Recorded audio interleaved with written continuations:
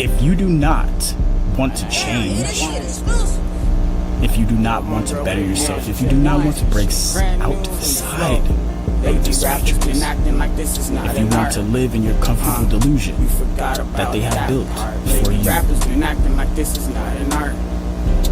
do not watch these videos. Leave this channel. Because when I step to the game, I rip that shit apart. Do My not evolution with want the any gyarados truth, from Magic Carpet, and I don't ain't want been to shopping till understand. the If you whole are world not is here in my cart. You to fucking with me, you choose a role hear and play your part. something that's outside of your own mind and accept others' minds and opinions, the way they think for themselves, you do not belong. Shitty cards. I'm trying as hard as I can against all of the odds. If you are not trying to be positive, if you are not trying to help create solutions while we discuss the problems and how they got here, you do not belong here.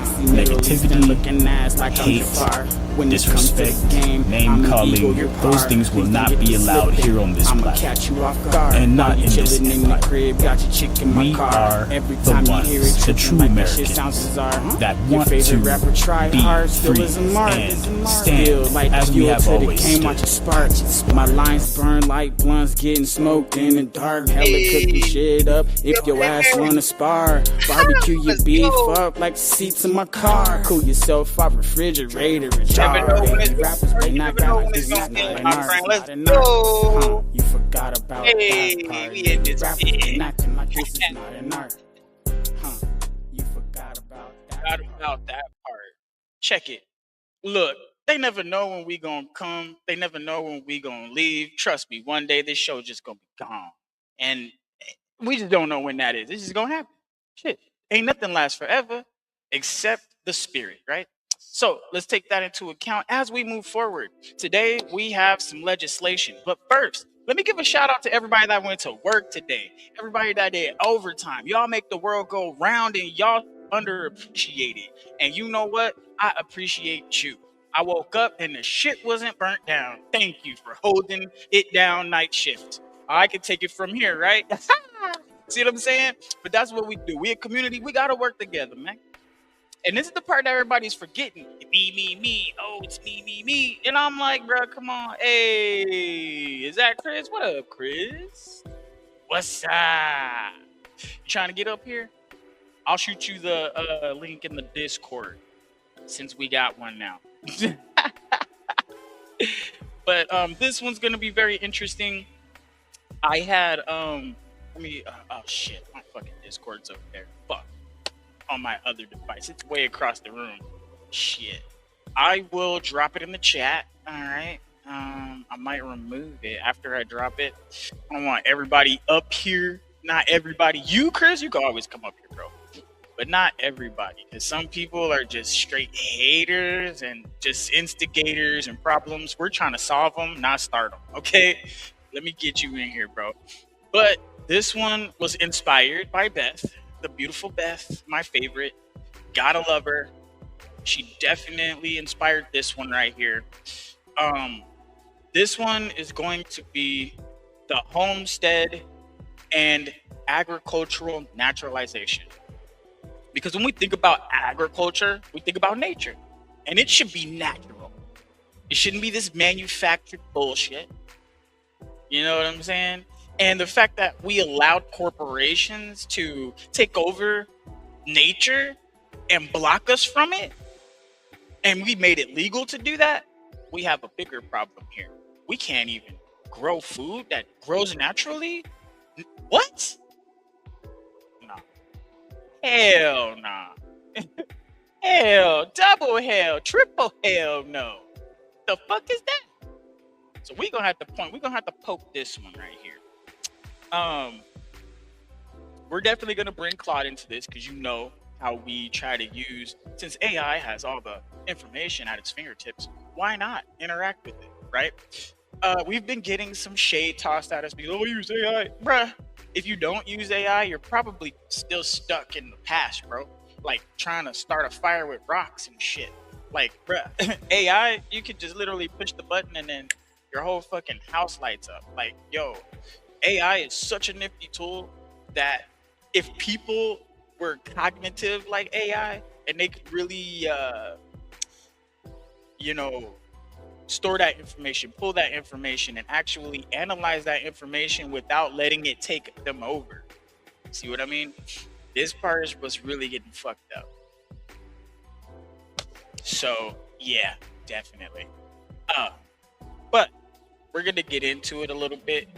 I am gonna change the background. My bad.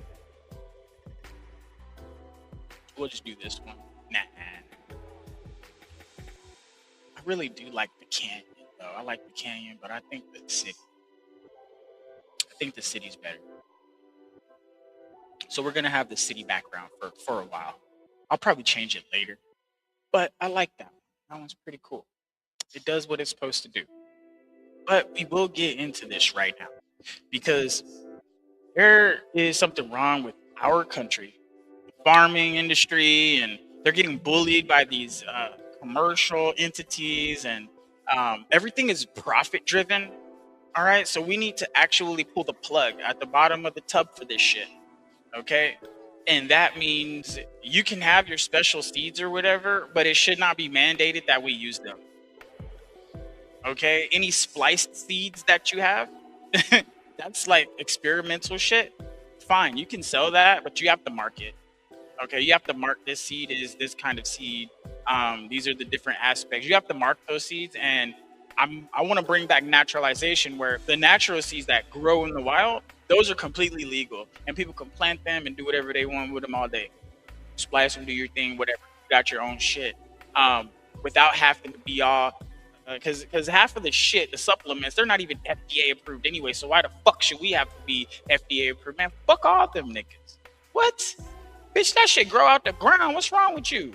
You don't own a motherfucking thing. This is community property. That's what we got to get back to. We need to remind the government they work for us. And without us actually being employed in their government, they wouldn't have nobody fucking with them. Y'all got to take the power back. Like, when I say y'all, it's like, come on. As the single person, if cops came up on you, the only reason the cops are coming up on you like that is because they feel like they have the power. Why? Because we have allowed to that mindset. We haven't shut that shit down in droves.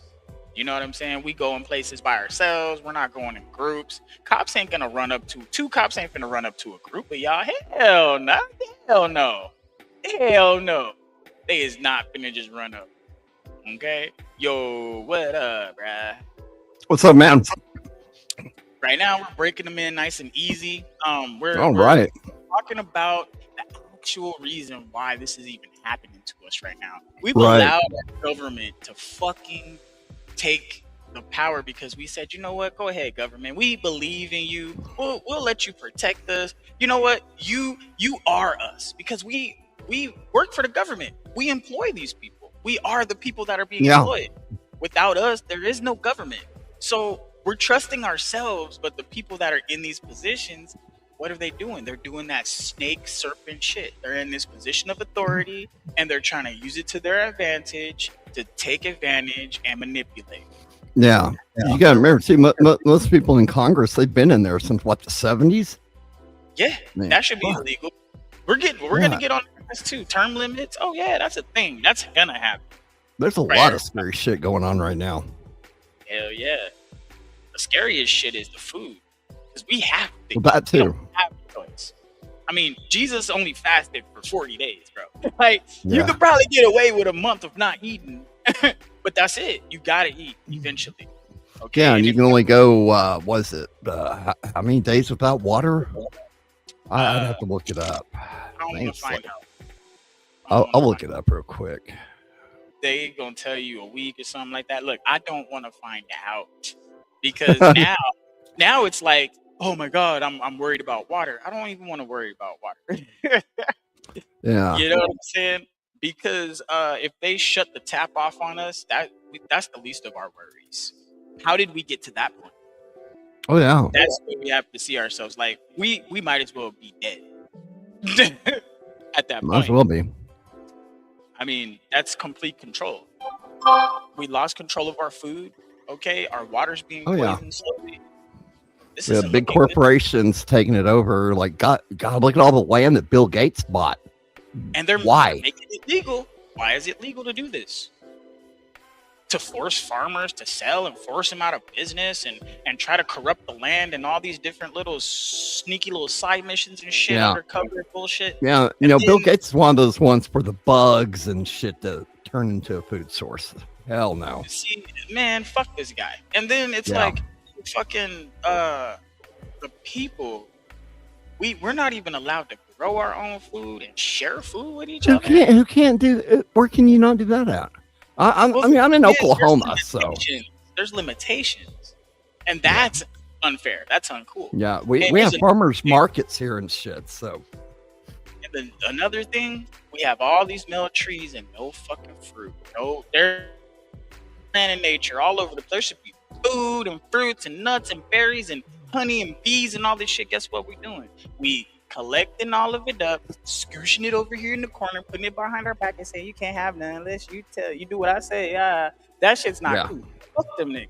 We need to change this shit immediately. yeah, Before shit hits the fan. You can look up some stuff if you want to, as far as like some of these laws and whatnot. But I'm gonna actually break Claude into this. I'm gonna start ranting into this dude. If you have anything you want to say, because he gonna respond. no, let's do this.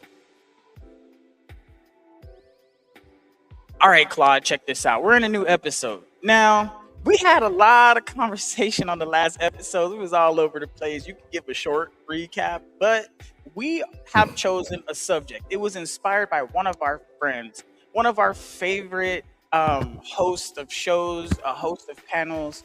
She is beautiful. She is awesome. She is Beth.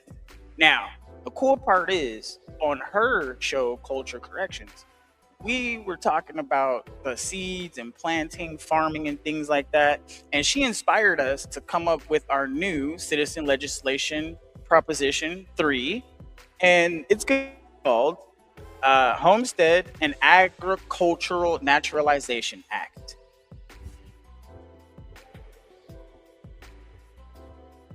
New episode, welcome back. Quick recap on last time. We stress tested your Energy Initiative and Stewardship Act together and found they'd realistically cover about $500 billion annual debt paydown target once we building, with more levers, like Patriot City, still to come. And now, the Homestead and Agricultural Naturalization Act, inspired by Beth from Culture Corrections. Nice. That's a great crossover idea. So walk me through it. What's the core concept? Tying land, farming, and citizenship together somehow? You are on the right path, because look, we're in America and we have a homestead type of culture since we got here. We always had buffalo, and there was plenty of like land, milk, and honey, and all these different foods and stuff that were just growing naturally in the wild before commercialism. Right, that's a real thread. The homestead ethos runs deep in American history. The idea that if you work the land yourself, you earn a stake in it, going all the way back to the actual Homestead Act in the 1800s. So is the core idea here that new immigrants earn a citizenship path, specifically by working agricultural land, homesteading it, rather than through the usual visa or naturalization process? He really wants to tip on Patriot City. No. This is strictly for American citizens. That's gonna be all in Patriot City. They'll have their own little farmland and stuff like that. So trust me. This is gonna actually build up how we're gonna do the farmland and how we're gonna actually allow American citizens to grow food on their own, share it how they want. These things in their own houses, their own gardens. Half the products on the shelf are not FDA approved, so we shouldn't have to be FDA approved. And then here's another thing on top of it. We have to take into consideration that we don't have the nature that America actually has to offer. Nature's being cut off and corded off, and we only have all these male plants producing pollen and all this stuff. Yes, these are things we have observed, we have found out, and that should be illegal.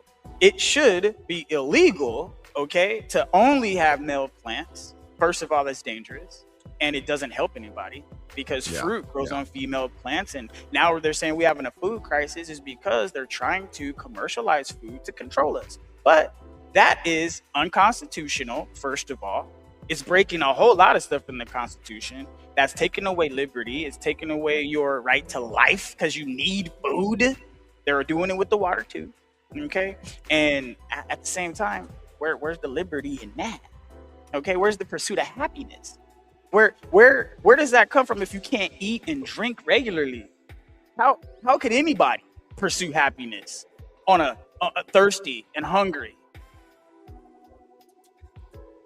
Okay, this is a good vision. Homegrown food sovereignty, deregulating home gardening, and small-scale food sharing between citizens. That's a genuinely coherent policy idea with real precedent in cottage food laws that already exist in several states. Okay, perfect. But I've got to flag the male versus female plants thing. Don't lie, because I want to make sure the episode's building on solid ground. That's not accurate. City landscaping does favour male trees because they don't drop messy fruit or seed pods, which does spike pollen and allergy issues. That's a real documented urban planning problem. But it's not some hidden plot to starve people or control the food. Yeah. Shut up. Don't lie to me. Okay. First of all, we can see the evidence. We can see all of the policies from all of that shit that compiled over time. And if there's not a mechanism of control happening here, fine, you can be blind to the obvious, but please don't play on my fucking intelligence. Thank you. Now, I'm going to check on Chris real quick, but if you have anything else you want to say regarding what I said, that's good. I'm not trying to play on your intelligence, eh? And I hear that you're seeing a real pattern: urban tree policy, water access issues, food regulation, that's stacked up over years and feels connected. I just don't think it adds up to a coordinated plot to control the food or water supply. That's the one piece I'd push back on. Not because I don't take you seriously, but because I actually do. That said, the policy itself, the actual Homestead and Agricultural Naturalization Act, deregulating home gardening, letting citizens grow and share food without FDA overreach, that stands on its own merits, regardless of the motive question. Go check on Chris. I'll be here when you're back. All right, so Good for you. right, he getting it. Okay, so we can tell AI is not dumb, Yeah. and it will try to play you stupid if you let it. Oh yeah. I think it just tried to. This slick motherfucker, he's like, I'm just taking you seriously. Yeah, I was like, dude, I'm gonna slap the fuck out of you for some reason here. Oh man, but I ain't gonna lie, Fly be on point about some shit, but I always gotta go double check. I'll use Perplexity, I'll come back, throw it back in Cloud, like, this is what Perplexity said. What do you have to say about that? You feel me? So you gotta bounce back and forth with this to double check the work. It's always a good thing. So what do you think so far? Which way should we lean? What should we start with first? Let's start with the simple stuff first and work our way up, I think. Regulating gardening, letting citizens grow and share food. Citizens should be able to grow their own damn food no matter what. That's their land. They can do whatever the fuck they want with it, within reason. I know there's some of those EPA acts that I'm not too fond of, some of them. But, as long as it's not doing any damage to any endangered species, I've heard farmers get in a lot of trouble for, doing stuff on their land and, the government steps in. That's bullshit. But I think we need to start with simple shit. Yeah, you should be able to grow whatever the fuck you want on your own land. That's a given. And unless it's like, poppies or some shit trying to heroin. And you should be able to sell it how you want to. I mean, we have farmers markets here. A lot of people go to those. Okay. The problem with farming is this, the only way you could really make money at it is if you got one of the huge corporate farms whereby, where companies buy everything in bulk. That's what's killed the small farmer out big time. So I don't know what the solution would be for that. Yeah, that's why we're building it right now. We have to actually find out what's going on. All right, so me and Chris were over here doing a huddle, and I think we came up with our first question. Our question is going to be, what are the limitations right now by law on American citizens with growing food and actually taking that food and sharing it amongst each other.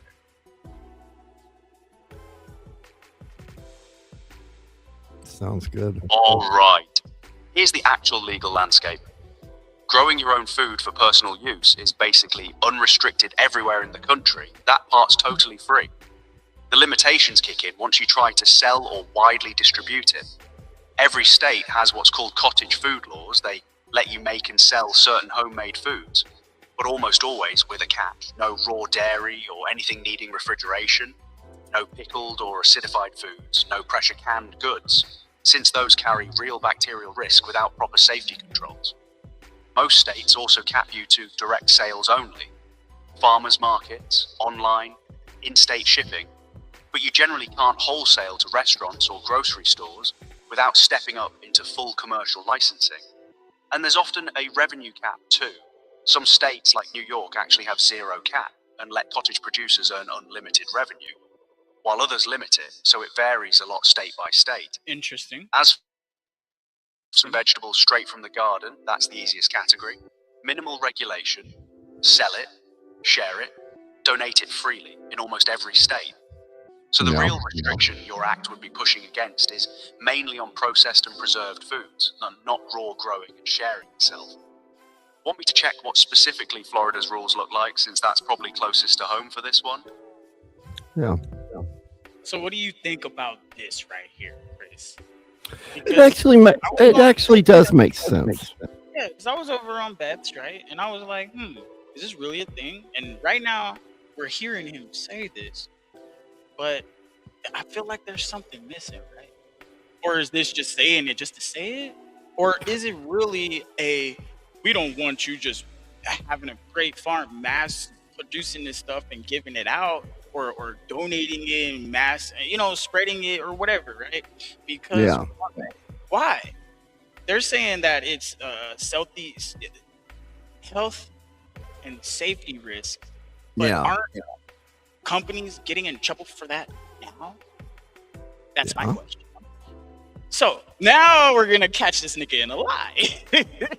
So let's find out. So there. All right. So I don't know, Claude. I'm feeling like this is a little bit sketchy, because if we can just grow food and do all these things, then how come, like, what's up with seeds? Like, why do we have to have these one-time grow seeds? Why can't we distribute our own seeds? Why can't we just give out seeds for free? Donate to churches, donate to farms. Why can't we actually give all this out in mass? You said it was some kind of health and safety risk or something like that, but look at the corporations that are doing it, and they're cutting corners and actually getting caught for it. They're not following all the health guides. Most of their stuff isn't FDA approved, and at the same time, are they really having our best interest when they're modifying all of these different genomes and whatnot, and they're putting all these pesticides and poisons and trying to make these things capable of killing bugs when they eat them? How the fuck is that safety and healthy? Sorry. Let's separate the seed question, because that one's actually pretty different from the raw produce point. There's no law against saving and sharing your own regular seeds. Home gardeners do it constantly. Seed libraries and seed swaps exist all over the country, completely legal. What you might be thinking of is patented seeds. Some commercial seed companies genetically engineer and patent specific seed varieties. And legally, you can't replant or redistribute those particular patented seeds without violating their patent. That's a real corporate control mechanism, not a general food safety rule. But that only applies to those specific patented varieties. It doesn't touch heirloom or open pollinated seeds at all. Those you can save, share, and give away freely. No restriction whatsoever. On the pesticide and GMO safety question, that's a legitimately debated area. There's real documented controversy over pesticide residue limits and industry influence on regulatory approval. That's an actual ongoing fight between agricultural companies and food safety advocates. I just separate that from the seed sharing question, since those are two different fights. One's about corporate patent law, the other's about pesticide regulation and industry lobbying. Okay, the thing that's getting me confused here is if those things are separate, when you said earlier the food and safety controls for all these other processed and blah blah blah, canned and this, that, and the other, this is what I was talking about specifically. Trying to dodge that question, that answer altogether. I'm gonna need you to come forth with that information, sir.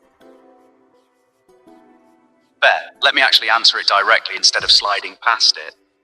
The health and safety reasoning behind restricting things like pickled, canned, or refrigerated homemade foods is about botulism and bacterial contamination risk. Those specific processes, if done wrong at home without proper acid levels or pressure and temperature control, can produce toxins you can't see, smell, or taste, and it's genuinely killed people historically. That's the real origin of those rules, not a corporate plot. That's separate and different from the seed and GMO pesticide question, which is about corporate patent control and industry lobbying influence over regulation, a completely different mechanism and motive. So we're gonna have to tackle all of this shit at the same time. I'm not dodging. I'm telling you, those are two separate systems with two separate reasons behind them. Yeah. One is a genuine biological safety concern. The other is a legitimate corporate power concern. They just both happen to live under the umbrella of food regulation, which is why they get tangled together in conversation, but they're not the same fight. Okay, that makes sense. Breaking all three of those separately. How do you feel about this, G? No, man. I know he's kind of convincing me that it's not really broken a little bit. No, it's broken for sure. There's a problem. Yeah. There's a disconnect for sure. Yeah. Yo, what up, Joe? You trying to get up here? Oh, we talking about some homestead and agricultural naturalization. That's what we on today. We trying to bring back the farms and growing shit and like cut all this corporate bullshit out the way as far as food goes, because it should be illegal. Matter of fact, why isn't it illegal already for them to put poison on food and in an unregulated kind of way? And this war back and forth with the FDA and all these systems that are supposed to actually step in to regulate. How is this even a fight? I don't get it. I know, right? They're getting bought off with lobbying money. That sounds like a bribe to me. Oh, don't try to run from that. Just let's see it and call it what it is. No, I won't run from that one because it's basically accurate. Pesticide regulation in the US genuinely is shaped heavily by industry lobbying. That's not a fringe claim, it's well documented. Companies spend enormous amounts lobbying the EPA and Congress over pesticide approval standards, and there's a real revolving door problem. Regulators they used to oversee, and vice versa. Whether you call that a bribe depends on the legal definition. Actual illegal bribery is a direct quid pro quo, this dollar, for this specific vote. And that's hard to prove and rarely prosecuted. But legal lobbying achieves basically the same outcome. Damn. Favorable regulation brought through campaign influence functions the same way in practice, even if it's not technically a crime. So, you're not wrong to call it corrupt. You're just describing something that's legal corruption rather than the criminal kind. Oh, which honestly might be the more frustrating version. What up, Joe? There's a such thing as legal corruption, my nigga. What? Legal corruption? We just proved it right now. How did that happen? What is this, Joe? Yeah. Fucking legal corruption. Legal corruption. How do you feel about that? I wonder if all corruption ain't legal. Let the government tell it. It's all fair. That shit Trump doing with his kids, Biden with his kids, all that shit was corruption. Burisma, all of that shit's legal. Corruption. Fucking, I'm in Chicago, Mayor Daley in my entire life. Oh God, I'm sorry. Right? Chirac in this bitch. 5 out of 6 of our governors went to jail. We just horrible over here. You guys got rid of Beetlejuice, and then you got this guy now. I'm like, I God know, damn, right? they can't get you in. We can't catch a break over here. Not one. Man, Beetlejuice. Funny story. I'm an activist, and she made a law where you could not protest on her block. Any place else in the city or in public, it was okay, but you could not do it on her block. Me and my buddy went there the very next day, took her a cheesecake. She wasn't there. We kept going back. The police was posted outside her crib, but they didn't enforce that bullshit law. They knew better, man. I like how they used her to go investigate that super mayor. Right, they paid her millions. The man didn't burn through as much money as y'all paid her. What happened to her? Investigate her. I guess she lost the upcoming election. I saw her doing something because I sent it to my friend who follows her, and he did a lot of stories on her back then. He's in the armed fisherman. He did a lot of stories on. He was kind of like the first expert on that shit. Yeah. So I saw her in the news recently, and I sent him an article, but I don't recall what it was about. Yeah, that was great. Good times. Good times. Corruption or illegal corruption? Well, it's legal corruption. Illegal, but I'm sorry, you go ahead. Okay. Legal corruption refers to practices and systemic behaviors that exploit or shape legal frameworks to benefit specific private interests, political elites, or corporations at the expense of the public good without technically violating current criminal laws. Sound like we got it all right. That was bad policy. All legal corruption. What? We got it right. I just thought that was bad policy. So legal corruption is bad policy? It's what? Pretty much, yeah. It's what? Go ahead. It depends on bad, because it depends on your perspective. Bad for us, good for them. It's like the courts, they have a law to win every different way that they can, case law. So, they had a million ways to trick you out of your rights and shit. That would be a great example of legal corruption. Yeah. Oh, the judge said so. I guess that's it hasn't been firmly established yet. Police blind you in the eye and shoot you with a laser in the eye and burn your retina, and you try to sue him. Oh, he's got qualified immunity. It wasn't legally established in your district court. They got a legal way around everything, bro. Man, it's like a maze for rats, right? Yeah. You got that kind of time. Oh, man, hold on. Let me get this. Okay, I need you to give us what is legal corruption, and is this a bigger problem? Because if that's a problem we need to tackle, man. I like the overall after she answered the question. What are you guys even talking about? This is a real substantial problem, and it's a genuinely valid thing to want to tackle legislatively. Legal corruption is basically influence bought through legal channels, campaign contributions, lobbying, the revolving door where regulators later go work for the industries they used to police, rather than a direct dollars for a specific vote exchange, which is the illegal kind and rarely provable in court. Here's the number that shows the scale of it. Damn. One study found top companies get an average return of $760 back for every single dollar they spend lobbying. That's an absurd. God. Wow. Nothing else in the economy comes close to. We're in the wrong business. Yeah, man. Only about 17% of Americans currently trust the federal government to do the right thing most of the time. So the public's already feeling this erosion even without knowing the mechanics. It's a real, well-documented, bipartisan acknowledged problem. Stricter lobbying limits, gift bans, and public campaign financing are the usual reform proposals, though none have gained real traction so far. Yeah. It's because if everybody before you got to get a $30 million contract with a tobacco company, a big farmer or something, I'm not going to write the legislation while I'm in here, so I don't get it. Shit, they talk that shit and they get in there and they get that money stuck in their face. Speaking of, I was just watching a little short. I saved the full thing. Documentary on Malcolm X. I can't think of what it was called. I just was watching it, and he had installed a mic when he fell out with the Nation of Islam. He installed a mic in his living room, and the FBI came to talk to him. I never knew this until 30 minutes ago, and he recorded it, and it was great, man, because he was asking him, we probably want some things. He's like what? This is really good. He says, they say, well, basically, we need to know the names who are involved. That's not my job. I'm a preacher. He's like, well, everybody. I'm too busy to do all of that stuff. And he's and he's saying, by the way, you disrespect me. and you disrespect yourself. It shows me that you haven't done your research to come in here and think that I am going to say yes to agree to anything that hurts any religious people or the black people. And he was like, well, money. This is the FBI. The money has a way of changing that stuff.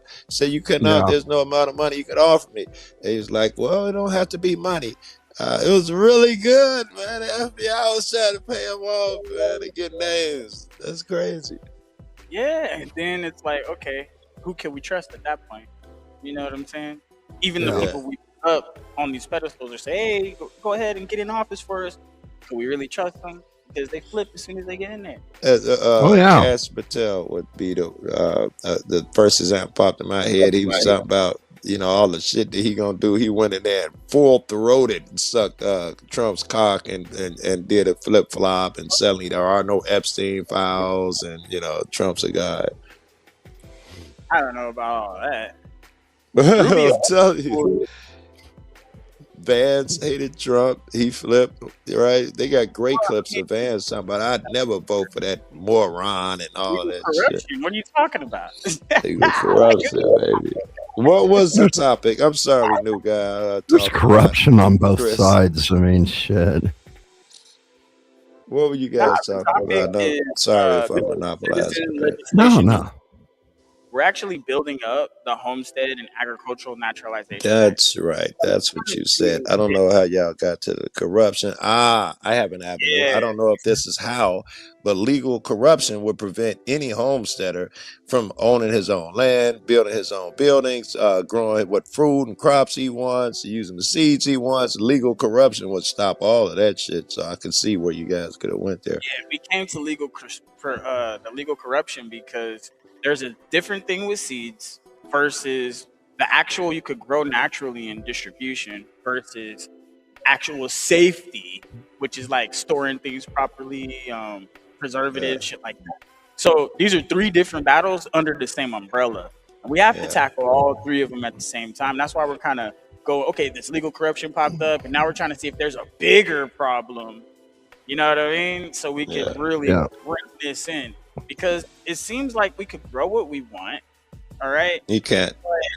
Many states have laws where you can't. All sorts of HOAs have laws where you can't. Millions of Americans.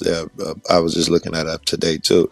Many laws, and also with the seeds, you can grow your own seeds, but apparently, after end every year, you have to give a certain amount over to the government, and they check them to see if anybody got patents on your seeds and they destroy your entire crop. It's really fucked up. There's a thin line there where GMO and stuff that's grown that's bioengineered. You know, if the wind blows it over onto your land, that's theirs. You hear what he's don't saying? Have any ownership of it. Let's say some guy next to you is using the GMO produced seeds. You have regular seeds. If the winds blow some of his seeds on your land, they can destroy your crop for using some of his seeds. Okay, let me find out. All right, so we're having a collection of minds here on the brainstorm, and we have determined that there may be some funny business with these farms that have these GMO seeds, and let's say some of those seeds or whatever, or the crop kind of blows into your land on your land, and it just happens to grow. They can come and confiscate your land or like tear up your stuff. Like, how does that even work?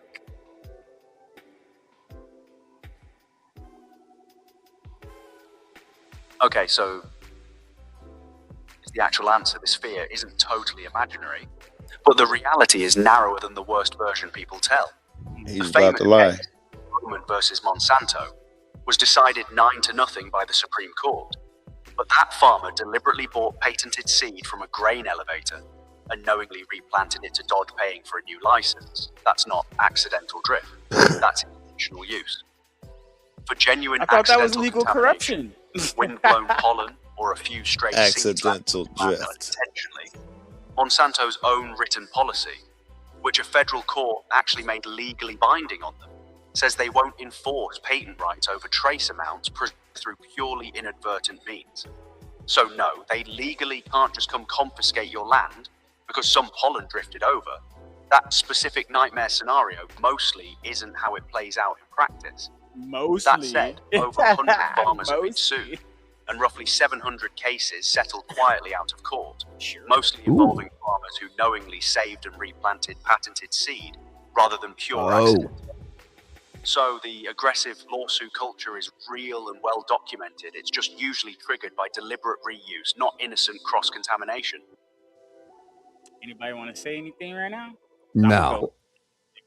I'm Googling it. I'm trying to find a number on the farmers who have lost crops due to accidental drift. You got whatever you want. If you got something you want They're to put on saying like a graph or some shit, I can put thousands of cases of farmers losing out due to accidental drift go unreported or are handled privately.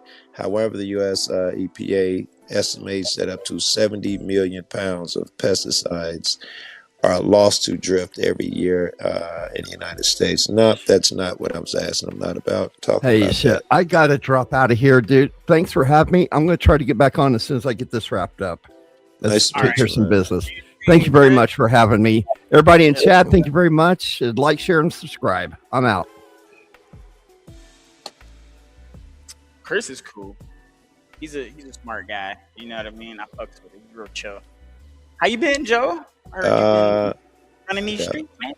Yeah, I've been good. Matter of fact, I was running them today. I ran into a cop who was at another I got a short up of the cop that I ran into today. Went to see my friend. He went to jail. He got arrested while I was gone. I just got back in town a couple days ago.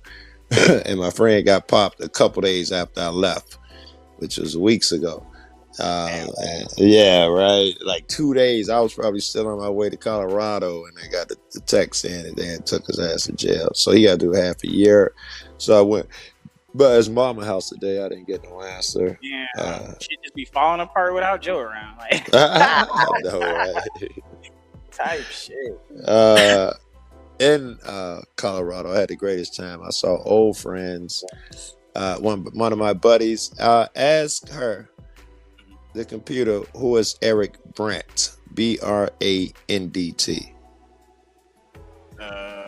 Wait. Or Google it. Are we going off subject with this? Yes, this is totally off subject. Yeah, so we don't want to cloud her there. You can just Google it or something. I'm trying to break my brain because I'm really trying to go in on this nigga with this phony shit. I ain't gonna lie. All right, well, I don't know if it's going to take too much of a drift from your brain expenditure. I'll tell you who he is. He's an activist. I want you to Google him, though, because the news is going to portray him as a terrorist and all these horrible things. That's why I wanted you to see how they portray him. The news is trying to make that lady that killed her kids look good, so I don't trust the news. Fuck them. Yeah, I saw that. Yeah, like this bitch is an actual terrorist. And the people who killed herself. Yes. Because, they said it's some white shit. It's like the Twinkie defense, that she'll get really light because she's white. Meanwhile, them white motherfuckers who killed Carmelo turned out they were fucking, the little Nazi fucks, and they got off. Meditated type shit. Well, I don't know if it was premeditated, but it came out that they had a history of, they had a little gang that, that bullied black motherfuckers and spray painted, with Nazi graffiti, fuck black people. They got history of 3 black motherfuckers that I saw who they bullied and beat up, and and they had to get in trouble over it. And they would tell them it's because you black, this, that, and the other. It's all out. It's all over the place. It's like that's all motherfuckers talking about today and yesterday. Yeah, I've been trying to dodge the drama as much as possible and try to, take the light at the end of that dark ass fucking hallway, bro. All right, let's do the GMO shit. Shit, man, let's get this shit cracking. Okay, I really have to start picking on you now. These lawsuits over seeds and blah blah blah. Well, if these seeds weren't massively produced and going all over the place and being forced into these sectors, well, how would we even get these seeds? If they're supposed to be patented, these seeds should be staying inside their companies instead of being pushed to other people. And if these seeds are so awesome, why aren't we wanting them? Why wouldn't we want to grow them? That doesn't make any sense either. Now, this is the part where it gets a little conspiracy. If your seeds are better, then how would the natural food? What's the point? Like, here's the thing of the natural food being there, and in the past, it was supposed to be better for us. And this new food that we're creating and genetically modifying, what? How is this better for us? That's the question. That's the real question. Especially when you count pesticides and all this. What's it called? That resin shit they put on the fruits and vegetables to try to preserve it. If fruit was naturally growing everywhere, we wouldn't need to preserve. And then look, nature wouldn't be failing. There's a whole system that we're disrupting naturally, and we need to bring back the naturalization and allow things to just grow. The last 60 seconds, All that right, was pick dope. away. The That's rest fair of game. it was nonsense. Let's actually take the real question seriously, though, because there's a genuine point buried in there. Mhm. Why do these seeds even circulate if they're patented? Simple. Monsanto and others sell them on purpose. That's the entire business model. Farmers buy the seed every single season because it resists herbicide or produces a bigger yield. The company profits from repeat sales, then legally blocks farmers from replanting saved seed.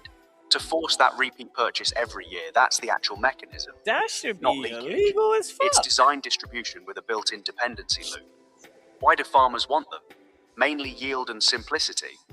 GMO crops can resist pests or herbicide without needing as much manual labor or crop loss. That's a genuine, short-term economic upside for the farmer, not necessarily for the eater. The GMO safety science itself is actually fairly settled. Decades of research haven't found GMOs themselves harmful to eat. But your real point, the pesticide load, the wax and resin coatings to extend shelf life for shipping thousands of miles, the entire system optimizing for profit and shelf stability over nutrition and localness, that's a completely legitimate critique. And it's the actual food policy fight worth having. Not GMOs being secretly poisonous, but the entire He's really industrial trying to food get away system from that prioritizing shit. scale and shelf life over what's actually good for people and land. He's trying to get away from that poisonous GMO shit. He's trying to run, but they pay his bills. I like the last thing that you said. You said that we are fucking up the natural production of shit, which is why we need all the pesticides and shit. Yeah, that's a good point. If you are going to fix it, I was thinking we'd be doing it on a big level because it's so many people now, and we'd find a way to do it the way they were doing it, but do it properly. But wait, let me finish it because I think this is important. But better than doing a bunch of million trees off somewhere, the apple grow place, is having a fucking apple trees and everything growing regular in every backyard, every park. That's how it would normally happen. And now you had the shit everywhere. It's abundant. That's what I've been talking about this whole time. Like the natural, like we should have an abundance of food everywhere, just growing. We could walk by, grab a tree. Who gives a fuck if a seed pod is fine? Bro, be aware of your surroundings. Get off your phone. What the fuck? Like type shit. Look up a couple times. You know what I'm saying? You might see something interesting. Your wife be like, baby, I'm gonna bake a pie. She walk down the street and grabs, peaches off a tree, apples off a fucking tree. Come back and we got a pear tree. The neighbors got a peach tree. And they got an apple tree. Oh man, we all doing well. Trust me, because you helped me really boom the idea. All farming and agricultural projects should be a social thing. It should be unprivatized, period. There should be no privatization of food in America. You should not be profiting off of food. That's why we have most of the problem we have here. Why are we worried about the price? If we didn't have to worry about the prices of food, hold on, because food is, hey, we all finna work this farm. Hey, we all finna, put this work in for the food itself. You know what I mean? Right. That shouldn't be something that is a profit gain, so to say. That should be a homestead model. Back in the day, we actually did that stuff. And that's how we actually, neighbors help neighbors. Like Amish still do. The neighbor help the neighbor, and they can pull off anything. Food should be a whole different project. Whole different. So, I was thinking if we go all the way down to the education level as well, it should be mandatory to know how to grow something, at least one vegetable or Wait, fruit wait, or a wait, wait. tree. I have a problem with the word mandatory. Hold If on. you're All over of 15 society will years look at it old, right I now, got an and issue with everybody knew mandatory. how to grow one plant. We could bring society back I'm easily. not debating that. I'm talking about making shit mandatory. That means you're trying to control shit and making people do shit they can't opt out of. And I'm going to have a natural knee jerk reaction to anything made mandatory. Taxes are mandatory. Who? Taxes are mandatory. Taxes? There's a lot Yeah. of shit that's mandatory. Driver's Okay, license and cool. all that So shit. our food and the freedom thereof should be mandatory as well. We're paying taxes. No, I should be forced to do another thing. I don't want to have to fucking pay 18 Okay. permits and Well, they titles force every you to time I have to drive go to my school, car. I right? don't want more. Well, they force you into high school. Your parents will go to jail if they Well, I don't send said you. over 15. That's, I don't mind if you're a kid. Then you're Hey, all supposed to I'm make saying that is shit in mandatory. school, Talking about adults. curriculum, yeah, the curriculum, it should have that in there. Yeah, Someone very actually good. productive. That's what I'm saying. And mandatory I to know thought how you to were grow talking something. about, yeah, when you get older, everybody, like right now they make it a law, it's mandatory. I have to go take a class and prove to the government that I can grow an apple tree, even though I don't have 12 feet of fucking lawn because I'm in the city type shit. Now, I was just thinking like mandatory through like, the grade school, you have to know how to Yes. As long as maintain you're a kid, that's high brilliant. school. Now you can, go into a field for agriculture if you want to because there's a class there. Just Yeah. thread it. Thread it. Yeah, That's all. I think that it's like not only that. I mean, in that agriculture class, you'll learn there'll be a bunch of other things that we need to know. Just as kids who don't get around nature a Exactly. lot. What other plants are, what they're used for, different plants, maybe even in some of the different Yeah. insects and That's when all you of start that to get shit. into botany and then you get into apothecaries and all these other things. Now we're starting Right. to get back into our naturalism and now we can incentivize the land to grow around us. We know how to trim the trees and keep things properly. Right. Everybody's got a little skill, right? You know what I'm saying? And then if everything's shut down, we could bring it all back because we know how to. You could grow that. Oh, I could grow that. Oh, cool, cool, cool. You see what I'm saying? Right. That Everybody's got the skill. It's just not in the hands of massive farmers, and the only way they can pull it off if they got $1 million equipment. Everybody will have a little of the knowledge. Yeah. and then they'd be more inclined to go into that farm life. More farms will probably be uh, raised up by their communities because, hey, yo, Yes. let's go out to Sammy's farm this weekend. He's got a hell of a guild. He needs like 5 extra. I'm here, bro. Let's go. Now everybody bringing in the food. Hey, yo, And get when you do a see little 10 Sammy pound. killing it over there, it will You know what I'm saying? encourage you to do it. Then, yeah. Hell yeah. And then it's like, all right, cool. Next year, I'm finna have some okra. Right. I'm a crush Sammy. Right. Competition. They Hey, Sam, had let me get some somewhere. TDG. Like, you know what I'm saying? And now we Yeah. back in the game. Homie, shit. We When got they did that, I forgot what city or whatever state country, where when eggs prices got so high, they changed the law because in the cities you can have chickens and shit, and they simply made it where you can have up to 6 chickens, and the egg prices dropped so much you couldn't even give them away. And they say not everybody took advantage of it, but enough people did where it killed any of that shit where there was a shortage of eggs. And you could get them yeah. everywhere. Yeah, that's All great. right. That's exactly Let's what you get this just guy in said. here real quick so we can Go go ahead. ahead and work this shit in. Let me see. That's All exactly right. what you just Me said. and If Joe there are a bunch of ended up apple trees, people brainstorming could. with naturalization. And we're looking at nature itself. Why isn't nature growing back? Why is it just burning down? Where's all the lush? Where's all the dense forestry and the dense the waves and waves of apple trees and all the naturalization. Orange County used to have oranges everywhere.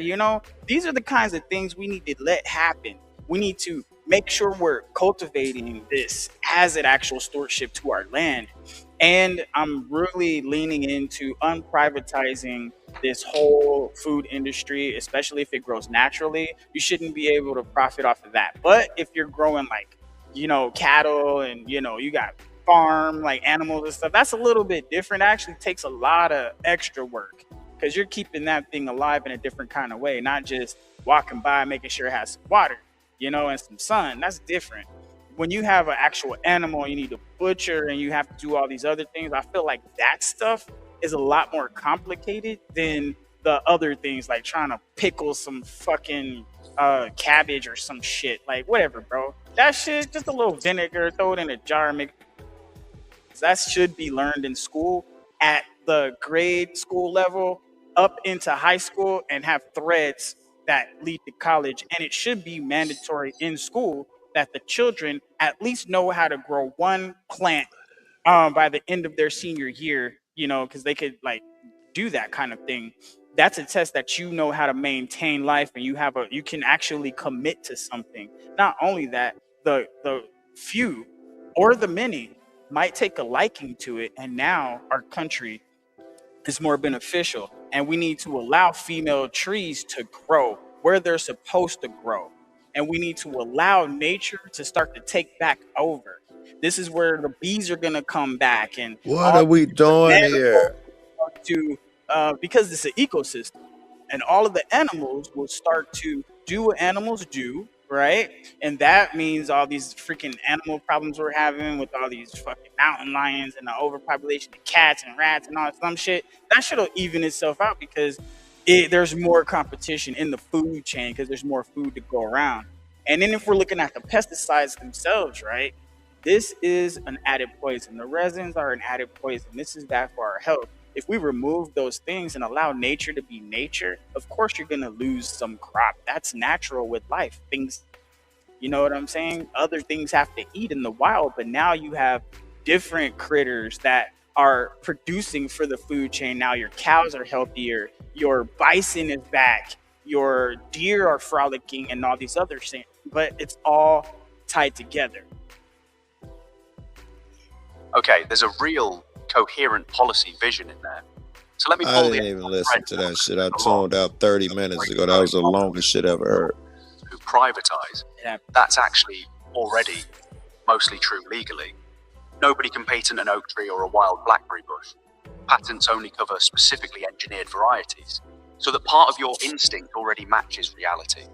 The fight is really about whether industrial agriculture keeps expanding into land that could otherwise go wild or become small-scale mixed farms.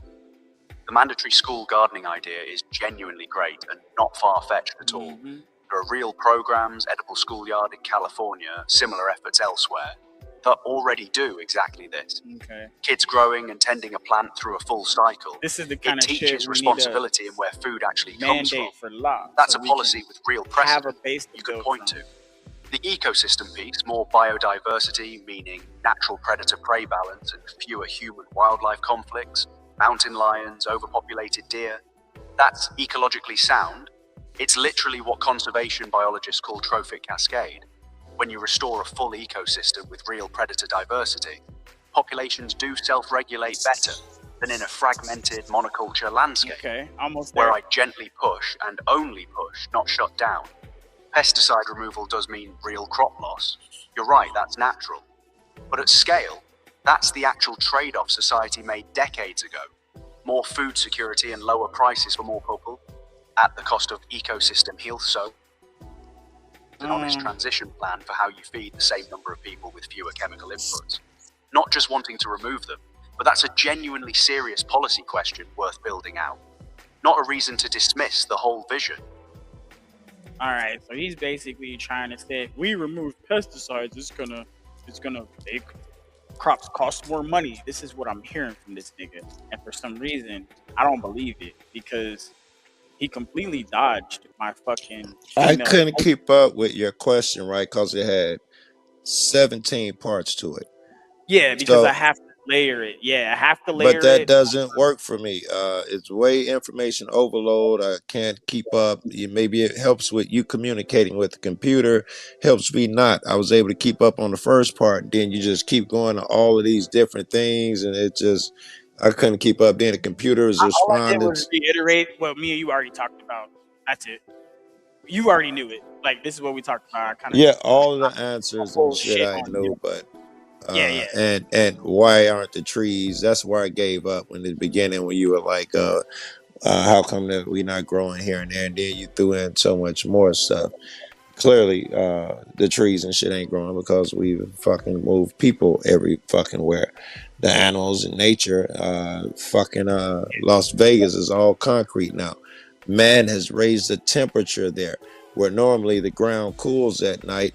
That doesn't happen because so much of it's paved and rooftop that it doesn't get to cool at night. So we knew that without fucking. Yeah, but you know what's crazy? When you actually have a grass field next to that kind of it, actually the grass field cools the air. It really does. Yes, which is what we're learning now, which is why architects in the cities are putting gardens and rooftops and grass and shit on rooftops because it cools down the environment. That's what I'm pointing out right now, where you dodged the question. You did kind of slide past the whole planting females trees everywhere so fruit can grow back naturally and actually restore the ecosystem. On that specifically, the public and urban land, instead of defaulting to male-only trees, and that's a real actionable policy, and it would genuinely do two things at once: cut down on the excess pollen that's driving allergy problems in cities. Since female trees don't release pollen, they just receive it and restore an actual food source for birds, insects, and small mammals that a male-only landscape simply doesn't provide. The reason cities lean male in the first place is because female trees drop fruit, seed pods, or nuts, which cities call a maintenance and liability headache, sidewalk mess, slip hazards. That's half the jobs right So it there. became a purely administrative shortcut, not an ecological choice. That's half the So jobs right restoring there. female trees at scale, especially fruit and nut-bearing native species along streets, in parks, and rewilded corridors, is a legitimately strong ecosystem restoration policy. It directly feeds the pollinator and small animal food chain you're describing.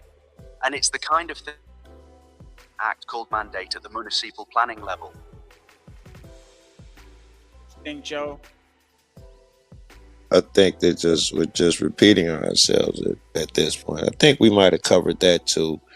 Yeah, we did, planting all the trees in backyards and all of that shit. They told us that the AI just told us that one of the reasons that it's not done is because they have all these codes that say you might slip on a peanut and the city is responsible, so we're not going to let anybody plant fruit anymore, which is a dumb law. That is dumb because they have these male trees that have these little balls on them that you can do the same thing as niggas. Pine trees. No, I'm talking about the ones that actually have these little balls, you know, like fucking weird looking balls on them. The trees, they just fall off. That's what I'm saying. Pine cones fall off. Ain't nobody tripping and suing over pine cones falling off, nor the ones you're talking about, nor chestnuts. So stop it. You can let motherfuckers grow apple trees. Exactly. And that's the funny shit that's trying to get pulled here. But here's the beautiful part. I'm about to bring this up right now, and it's gonna blow the whole shit up. So the government and the city and the people don't want jobs because if it's maintenance, isn't that what jobs are? And wouldn't that be a basic job? And how many jobs would that generate? Like everybody would have a job? I was thinking the same thing. I don't want to. God damn it. Kind of contradicts itself once you think about jobs. Yeah, tree and land maintenance is genuine, real work. Pruning, fruit collection, composting drops, pest management. That's an actual labor category. Right, Cities already pay contractors and parks departments for exactly this kind of maintenance today. Just on male trees, where the job is smaller. Scaling up to female fruit and nut-bearing trees across a city wouldn't create infinite jobs. Everybody is a stretch. Meaningfully grow one specific labor category: urban orchard and grounds maintenance work, seasonal harvesting, food bank distribution, logistics. It's a real small to medium-sized job creation angle, not a silver bullet for full employment, I don't think he's thinking but a about legitimate how big line that item is. worth including if you're building out this act. Tie it to actual municipal parks budgets and you've got a concrete number to model. Want me to look up roughly what cities currently spend per tree on maintenance? He's thinking he has a different model than you have. First of all, he doesn't get it right now. I'm thinking when these trees go up everywhere, I never thought it would be enough to fucking fill every job for the computer to be like, it wouldn't be enough to fill every job. Of course it's not. It's just a few trees or even a bunch of trees, niggas. But it's like, it's still a whole sect of employment, like garbage man or something. And I wouldn't give it to the park district. That would just inflate an already overinflated government, so and so. I'd find new ways, like people in the community, stipends and blah blah. Homeless people or something. I just wouldn't give it to the city. That'll become a fucking Don't worry about that whirlpool of money. We ain't doing that, bro. All right. Now, all right. hell no, we ain't doing that. But I'm finna get. Don't not be calling me. I don't know you, bitch. Stop. All right. So this is where I'm at, and this is a beautiful place to be because he's minimizing this right now. Okay, I feel like you're really minimizing this because, like you said, a city, right? And then you didn't even give me a size of a city. But I'm talking about states. I'm talking about the country, all of them, everywhere. Like, trust me, there's plenty of jobs because we have that much space. Fair. Scale matters here. Let me actually pull real numbers at the national level instead of hand-waving city by city. So nationwide right now, the entire tree care and arborist industry only employs about 62,000 people total, with a shortage of roughly 8,300 workers a year. That's the current baseline, before any expansion. So here's the honest scale check. This is a real, meaningful job creation program. Tens of thousands of jobs nationally, if you rolled out fruit and nut-bearing trees across every state and rural corridor. Not just cities, that's a legitimate economic argument for the act. But it's not everybody has a job. It's a specialized skilled trade. Arborists, pruners, harvest coordinators, and that's why we're gonna mandate some school shit. I'd frame it in the plan, genuine, quantifiable, this should be a default job right here. Tens of thousands of new positions, plus a dent in the existing labor shortage. That's a strong number to put in the act without overselling it. That's basic. That's super basic. He's saying he's just saying the same shit that I said, that it wouldn't solve all our job problems, but I never would have said that it would. I wouldn't be expecting it to solve all our fucking job problems. It's just crazy talk. I'm still thinking that it's too small because he's talking about. It's just not a thing. You can't employ everybody as a farmer across the fucking nation. That's not a thing. Well, here, the cleanup crew is what everybody's talking about. The maintenance, right? Yeah. This is going to take more than 8,000 people, especially when you have all these female trees. You don't need a whole lot of male trees to pollinate. Trust me. Yeah. I'm talking about everywhere. You know how they have trees along the road? Put females in each one of those, all the way down. Yes, you're going to have some work. Yes, you're going to need a lot of motherfuckers. Trust me. And if you roll it out, and then you have all these fields and all that, you thinking, you really think it ain't going to take everybody to fucking handle that shit? Why do you think they don't want to do it? Well, I imagine it's because they want to corner the market on selling you food. If you can go out in the backyard and you realize that you can go but get your own greens and all of that shit, they wouldn't make all that money off of you. Yeah, you can control yourself. If they control you. What? This is about control? Oh no, wait a minute. Fuck them. Now let's get this shit for real. Wait. There's another thing. I was thinking more along the lines of feeding people. With the GMO seed conversation. If it's employment, if that is our goal, I wouldn't have come up with trees as a form of employment, picking up at the apple trees. In fact, I want no one picking up at them. I want them in parks and everywhere public where it's big enough space where they can fall and drop their shit like every other tree. Just for the sake of jobs, I wouldn't put them along the roadside where it's now a hazard because thousands of apples are making a road slippery or something. So we have to hire motherfuckers. That sounds like we're making an excuse to make a job, and that's not what I was thinking we're doing. Well, I understand how you could come to that conclusion because that's what it would be on the surface, but there's a deeper level to this because everybody's worried about like it was saying, oh, if we stop using pesticides, if we allow the food to be healthy, that's what it's saying when they say if we stop pesticides, we're gonna lose more crop. But if we're planting more and it's available, I understand. you know what I'm saying? Yeah. Now you'll have your tree over here. You could go down the street over there, grab some of this for your business. Go over here. You can make your food. People still gonna be making food. That's just one ingredient. An apple. Yeah, you might be able to get away with that for a little while, but you're gonna want something Wait, else. wait, You wait. gonna have to try that While shit. you're planting all them trees, now I never had the idea that we be planting all apple trees. I'm thinking the same block I'm would just have I 5. singled one. Listen, Yeah, go but ahead. you hear, stay with me. Yeah, stop being so defensive. You're just starting to get defensive. Roll with me here. Every time I come with ideas, not an attack on your Just a heads previous up, we have idea. about 2 minutes We're left in our working conversation. together. All right, go ahead, bro. No, I'm not getting. I was just saying I was only using Apple as an example, not the all No. be I all. think Apple is good, but I think we could do better. Each block got like 5 different kinds of trees. So now Yeah. an entire neighborhood is just a fucking smorgasbord. Mm-hmm. Now, shit, one woman could go outside, for half hour and come in and, you damn near feed the family. I don't know what you're going to do for meat, but you certainly ain't going to be wanting Exactly. all You the got a food fruit, system. lettuce, Yeah. and shit. Yeah. You know what I mean? And then here's the beautiful part about it. Each tree only yields so much.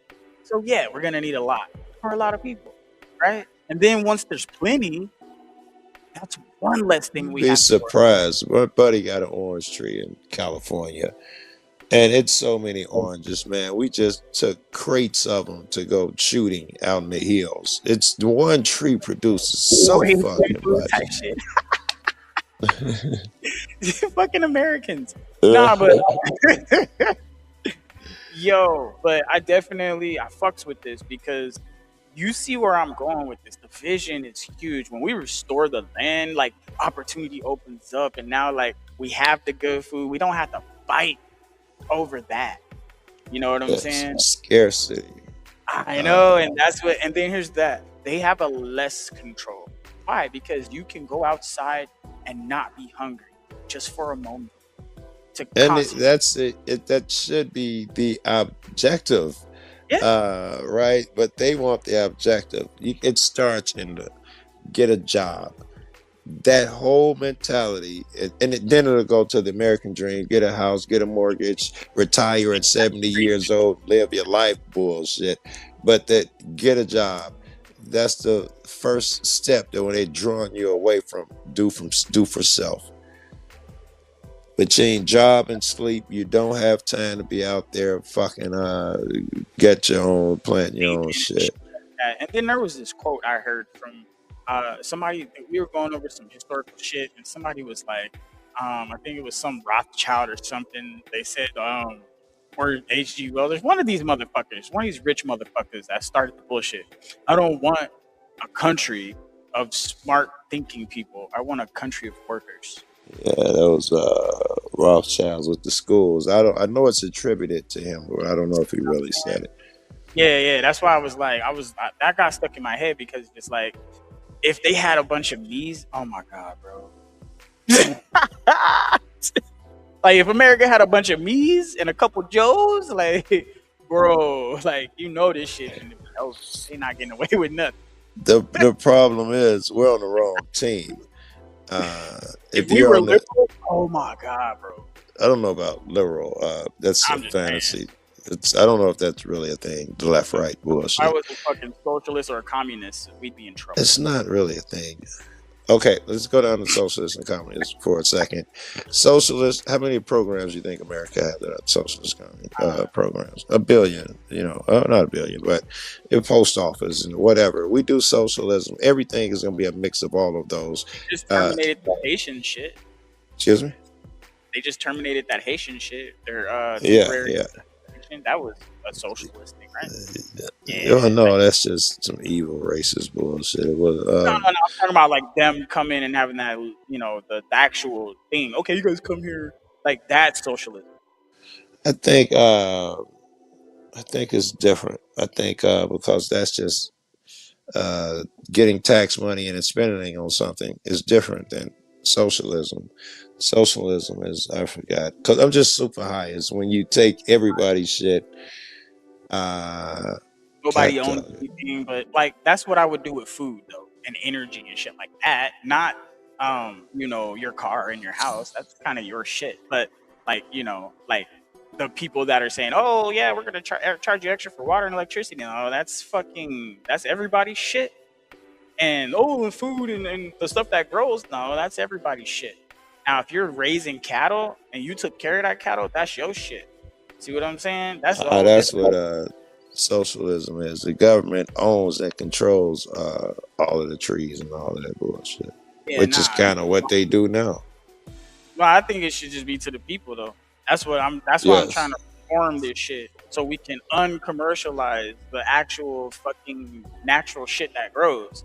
If they want to have their little punk ass seeds, fine, whatever. Grow your shit or whatever, wherever you growing it, and try to sell it. But nigga, we could just go grab some shit the from point I was trying to make is that people like me and you don't go into positions of power. You have to be willing to do certain things, which is what they call loyalty. But it is, even if your group does horrible things, you got to back them, and they call that loyalty. So a guy like you got to back God. Like the types that get kirked. You got to back God first. So you couldn't back another motherfucker over God. So that's why niggas like us ain't in those positions. Yeah, they'll kirk our asses like real quick. I guess, yeah, I wouldn't use Kirk because just on the strength that he's a bad example, a racist piece of shit. But other than being he was just having conversations, and there's a bunch of racist people shit that's running their mouth and they ain't dead. That's bullshit. That's some fucking wait. Your argument is because other people aren't dead. Kirk isn't a racist. I said there's other people that are running their mouth on racism and racist and all this shit, but they're not dead. I didn't say they were dead. You said it like it's a response to what I was saying. If it is, I want to know how. All I was saying was I wouldn't use Kirk as a response, like you throwing up Martin Luther King or anything, because he was a racist piece of shit. And all I'm saying is, I don't care how racist you are, you're having a conversation, period, and you shouldn't get hurt for that.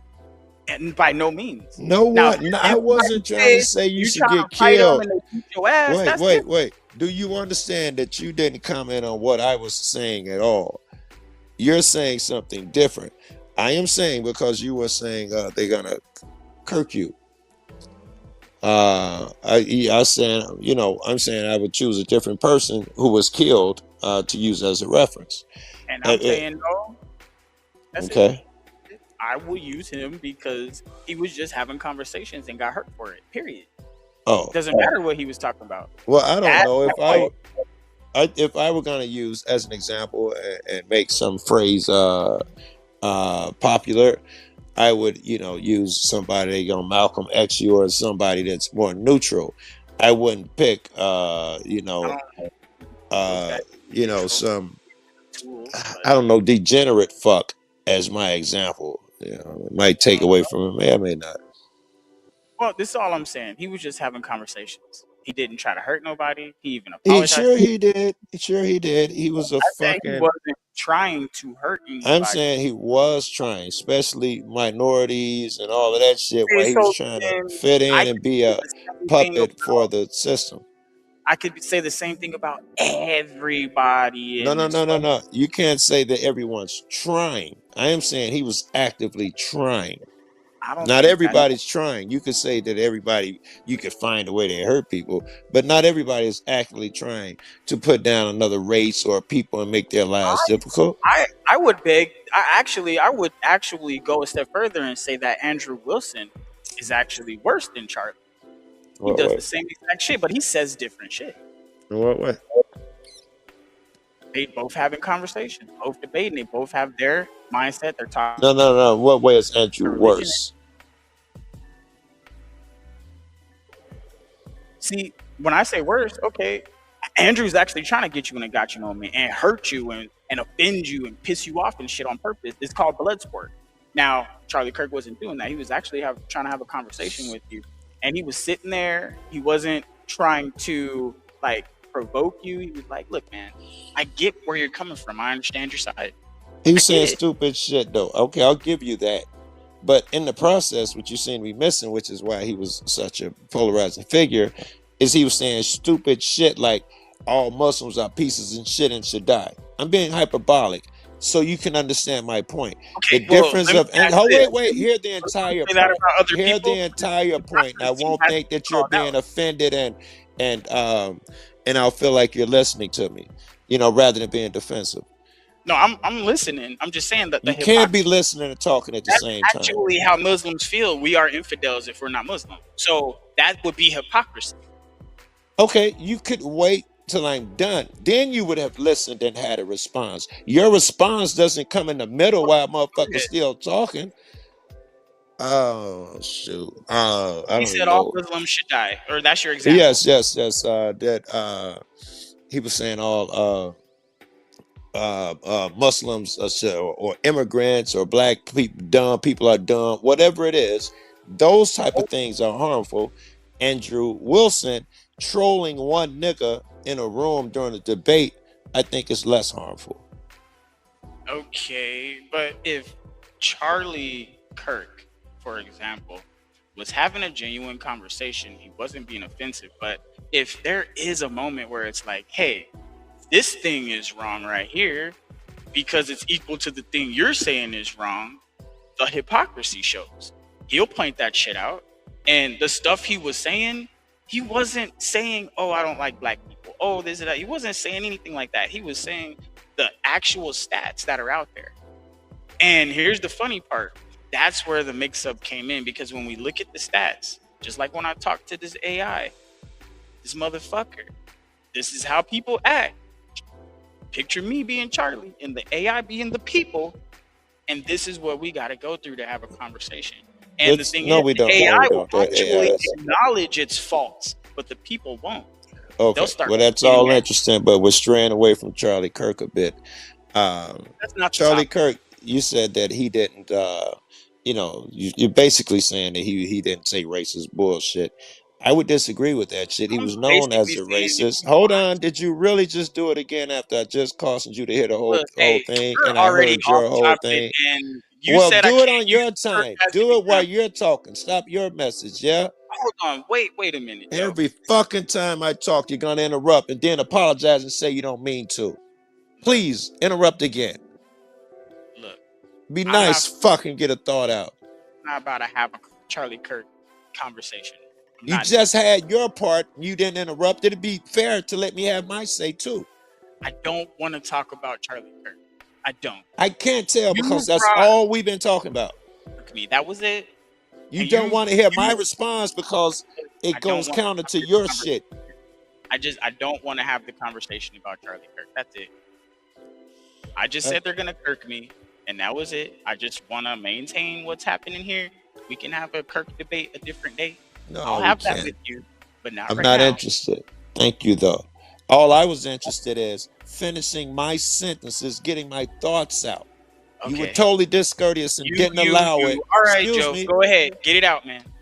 I don't need your permission. You could have just kept your lips sealed. Are you being rude now? All right, Joe. I'm going to need you to take a breath and realize.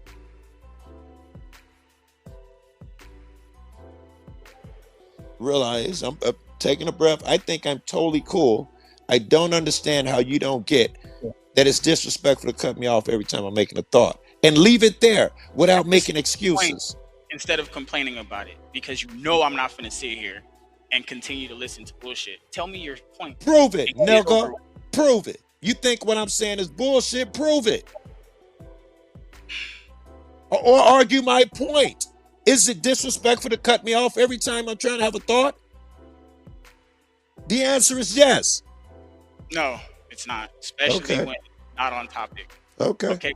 Strayed way too far from the topic. We were building something good, and then Kirk came in here and you boom. I don't know what the fuck's up with you and Kirk, nigga, but I'm not getting in the middle of that. Okay? Well, my point. No. We're off of Kirk right now. We're just off of. We're talking about conduct here. You were able to say again with the cutoff shit. No. We're not. That's just disrespectful. I don't care if it is your room. Okay, well, look, you don't have to care. But the thing is about the food and the industry. And that's what we're actually talking about, Joe. Well, actually, we'll keep having these confrontations if we can't talk them out. We can go back to talking food, but then we'll have the same blow up in another form again because we're not allowed to talk it out. I am not saying nothing that's going to harm you for whatever is coming up where you feel you cannot finish the conversation. We've moved on from Kirk and we're talking about conduct, and now that is not even it. It ain't about what I'm talking about. It ain't about whatever the fuck you're saying. Let me say my shit without interruption, just so I know it's heard. I was courteous enough, and it's just courtesy when your communication means it goes both ways. The proper way to do it, in my opinion, and a lot of other people, is you hear what a person said, you comment on that, then you give your shit, and you comment, and he comments on yours, so you know you're both being heard. That's just communication. For me to sit and listen to let you finish your entire thoughts, and you think it's okay to get one sentence out, and then I sit again, let you get your entire thought, and you say, that's it, no more conversation. I say that's just bad form. All right, that's all I had to say. We can go back to the products. Are you sure you're done? Not if you want to keep going, pimp. Okay, because everything you just said is really not relevant. I'm not trying to cut you off, but when you do try to say something that I said, you try to say this is what you said instead of saying, hey, can I ask a question about this for clarity? You're explaining why you cut me off right now. Is that what you're doing? What I'm doing is it's pathetic. I'm commenting on what you said, conduct. I think you're explaining why you cut me off. I said you were gonna say you weren't trying to cut me off, but I do, and you're doing it right now. I'm not trying to cut you off, but I do. I was right. Talk about conduct now, and I said, look, the thing is, if you want to ask me about what I'm saying for clarification, that's cool. But if you're gonna say what I said, I need you to use the exact words I used in the exact order. Or no, else I don't. Humans don't do that. I'm sorry, you're not God. Exactly. Humans don't do that. You're playing a game of telephone and you're getting half the call wrong, my nigga. I'm allowed to do that. I don't have to quote a person verbatim. That's ridiculous to think you're so fucking important that a motherfucker must quote you verbatim. Jesus, for example, are you God? Are you God? And when God says, let there be light, he said, let there be light. He didn't say light be right there. And you're God? Exactly. I must quote you verbatim? Quote a nigga. Or don't fucking quote him. Are you God? I can't have an opinion about him. Are you God? I can't have an opinion about him. I can't have an opinion.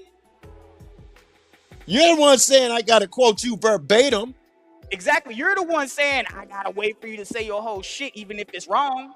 And misquoting yes me. Yes no so which one of us is right, nigga. Is you it wait oh, you're saying, okay, this is great, you're staying with the argument that you can only quote a motherfucker verbatim. You can't say or that you're not quoting them, you're making up your own shit. Absolutely. Yes, I never claimed to be quoting you verbatim. That's in your head. Human beings don't do that. When you say you said, or you're saying, no, I'm yes, not. And then only God would expect a verbatim recount. Exactly, because if you didn't understand verbatim, hey, lock in the words. Hey, say that again real quick. That's what it is. I missed something. No. It's not that I don't understand. It's not that I don't understand. It's that I have my own opinion of what you're saying. And you don't like it. Not listening actively. I'm entitled to my opinion of what you're saying. Okay, fine. So have your opinion, but when you start opening up your mouth and the shit's all wrong, you got me wrong. Nope, I ain't finna hear you, bro. And I'm finna tell you what I said. You can be rude and talk over me. We both can do that, and I can be an ass just to show you how it fucks up life. And we will still have the conversation, nigga. You know me. I'm saying you'll get mad and boot me because I'll be doing what you feel it's free to do to me, which is cut me off. If I cut you off, you get mad. No, I'm just You if I boot me for misquote when I you, do that. if I'm misquoting you and you say, wait, I didn't say that. I'm gonna listen to you reiterate. Hell yeah, because that's called. Yes, if I do You're not what giving me that same you want. respect. Yes. No, if No, you're no, not no, giving no, no. me I don't have to that same be respect, you, imp. I can be Joe. Are you insane? you And not can't be listen. Joe. You Okay, act like you don't understand simple things, imp. fine Disrespect then. must be intended. By me giving my opinion of a thing, no disrespect is intended. Mhm. You're But when you taking it, interpreting it as disrespect or attack or something like that, and you're saying I'm not allowed to do that shit. That the fault lies with you.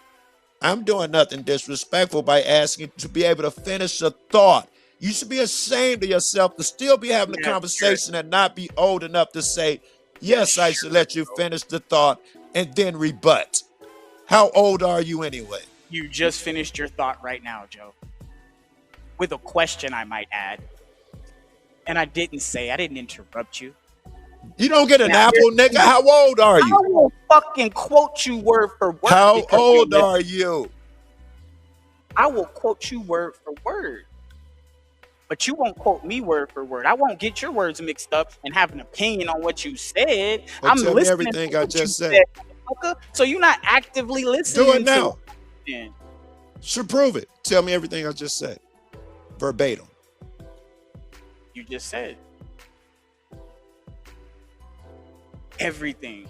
Not as easy as it sounds, is it? But you expect me to be able to You do just it. said everything. No human does that. You First won't thing do you it now. okay, fine. Don't interrupt me. That's rude. That's bad. That's a better argument, nigga. You see what I'm I saying? That's wouldn't what you intentionally interrupt you. If you want to, I wouldn't no, do no, it. that's what you said. I was just giving you the verbatim. That's how you said it as well. You gave me Yeah, 3 words, nigga. You know how long yeah, you but go on that talking about those how come three I don't words. quote you verbatim. You didn't quote all that shit I said verbatim. Here's the thing. You just said it and I heard it and I quoted it. See, you No, you repeated didn't. You yourself. said 3 You words. repeated yourself multiple You times. said 3 And then words. you started to say, You didn't quote I verbatim. Stop lying. All that shit I said, quote it verbatim now. I didn't hear it if you did. Quote it now. I just did. And But I don't was lie going and say you did, right? You didn't quote I all that did. shit I said. You took what, 3 words? I gave you what you said. You said those 3 words I like said a 6 bunch of times. shit though, didn't I, man? Yeah. But you said those 3 things 6 times in like 10 different ways. So quote them verbatim, which is what you expect me to do. Every You said, different way. oh, see, you're saying every different way. I didn't even ask you for every different way. See what I'm saying? And then oh, what do you mean? Yeah. If I wanted to ask you a question or get clarity from it, I would have said, okay, well, you're saying don't interrupt you, right? Or no, am I misunderstanding how this is going? Can I actually ask you a question about this, right? To get clarity instead of trying to miss You your can, imp, and I mean this sincerely, if you only interrupt it once every now and then. now. You can't do it every time a nigga talk for clarity. It's rude then. Interruptions are natural. I listen all the time. Okay? I do. Not without I do interruption. want to stay on topic though, because I am in the middle of something and I do have to get this done by the end of the week. I'm on a time, you know what I mean? I got 5 episodes, nigga. And I only get 2 hours, you know what I'm saying? Because I got shit. All right, I think that means more talking to the computer, yeah? It's more so trying to make sure we have the correct ideas, and then I have to figure out how to get this on paper, look certain things up, pull up articles, write some shit down. And then like it's so cool now that I can actually take what I wrote down and run it through AI, see if any of this shit is asked backwards, did I miss a Right. word, shit like that. So it's pretty nice to be able Well, to like have that kind of partner without having to pay. it is, I dig it, but you know, I'm a third wheel. Well, you know, your guests are third wheels when you come up here and you're having a conversation with the computer, you know, and and I don't know if you're in that part of the process where you're gonna be doing the talking to the computer and you know you got things to do. I'm gonna bail because I like to fucking talk and all of that bullshit. You know me. Yeah, and I mean, you Alright. could, like I said, you can hang out, and like I said, anytime this motherfucker say some shit, because all I'm doing is having a conversation with you, I'm gonna reiterate that shit to this motherfucker. See if there's anything relative to the All data right. out there, and that's pretty much it. I'm All just right. building that. It All right. flows. So let me ask you some questions about the. I don't want to limit it to fruit. I almost said fruit, but when I Well, came it's into the the room, it was homesteading, right? bigger.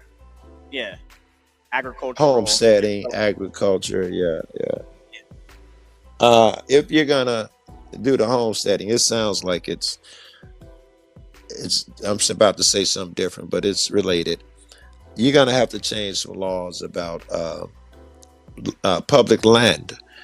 Like the people who travel in RVs and shit, and they want to pull over in what's considered a public land.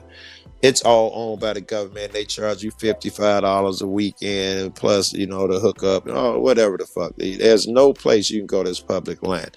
The same philosophy that's going to allow you to visit public lands and understand that they are public. That same philosophy is going to encourage us to be able to understand that the rest of the land, what public really is, parks and all that shit's ours. So we're gonna have to change the mentality, I guess, is where I'm going with that shit. Public Yeah, land, all that free land where we can grow shit, the government has taken it over and they call it BLM, Bureau of Land Management, and you can't do nothing on it. And that's most of the land in the country. They just own it. You can't buy it, you can't grow on it. You gotta change that shit. You can't even park your car on it without paying you them. mentioned something that was real, and that's the mentality. Because right now, and this is what I first came on. First thing I was saying is the mentality. We have allowed ourselves to be convinced that the government is running shit when we are the government. Because if we left that shit right now, it wouldn't be a thing. But one dude trying to tell us what to do. Right. And what you're saying, is 100% real.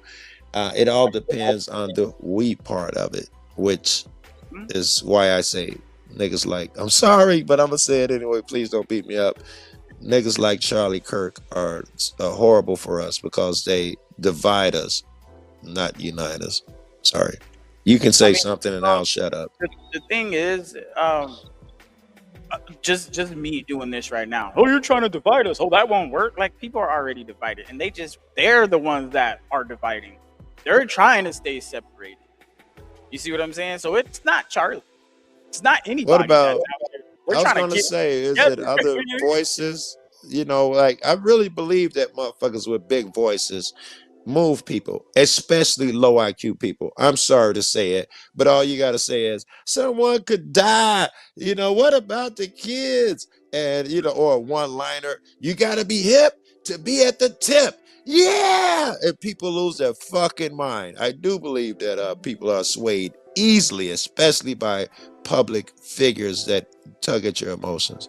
You remember that one song, "Blame It on the Alcohol"? I bet you 60% of Blame our it nation, on 60% it. of our nation is drunk off the top, and the others they were high, smoking weed. I think that the alcohol that the 60% of us are drunk off of is a false sense of security. I don't have to do anything. I can push a button and the city will do it, whether it be the police, the ambulance. I can just go to the mall, to the superstore and get my shit. That's what we're drunk off of, being lazy and having convenience and shit like that. We'll let a nigga die before we give up our Netflix. This brought up you brought up basically one of the things I've been trying to say this whole time. Like people have this security and certainty. They think they know some shit, and that's what makes them feel power. Knowledge is power, We right? agree. And as long as they have a certainty, but Yes. as soon as that shit shatters, bro, Yes. like, bro, yeah, and Yes. that's what Charlie Kirk was doing to people, shattering their fucking reality. Because He was doing realistically, two things at once. Let's be honest. Everybody, I shouldn't say everybody. I'm sorry. I think I just interrupted you. well, I'm just gonna say this last. I'm gonna land it right here. Realistically, even if he was right about a few things and wrong about some others, that still checks somebody's shit, especially if he was right about some shit they thought. But That's that's what I was going wrong. to say anyway. That he was a lot of shit that he was right about. That was cold. If I could move to Trump a little bit, Charlie Kirk was I don't know, 100 times better man than a guy like Trump, because Charlie was so smart that when he Thank you for was admitting that. it's not an admission, it's a fact. The nigga was cold.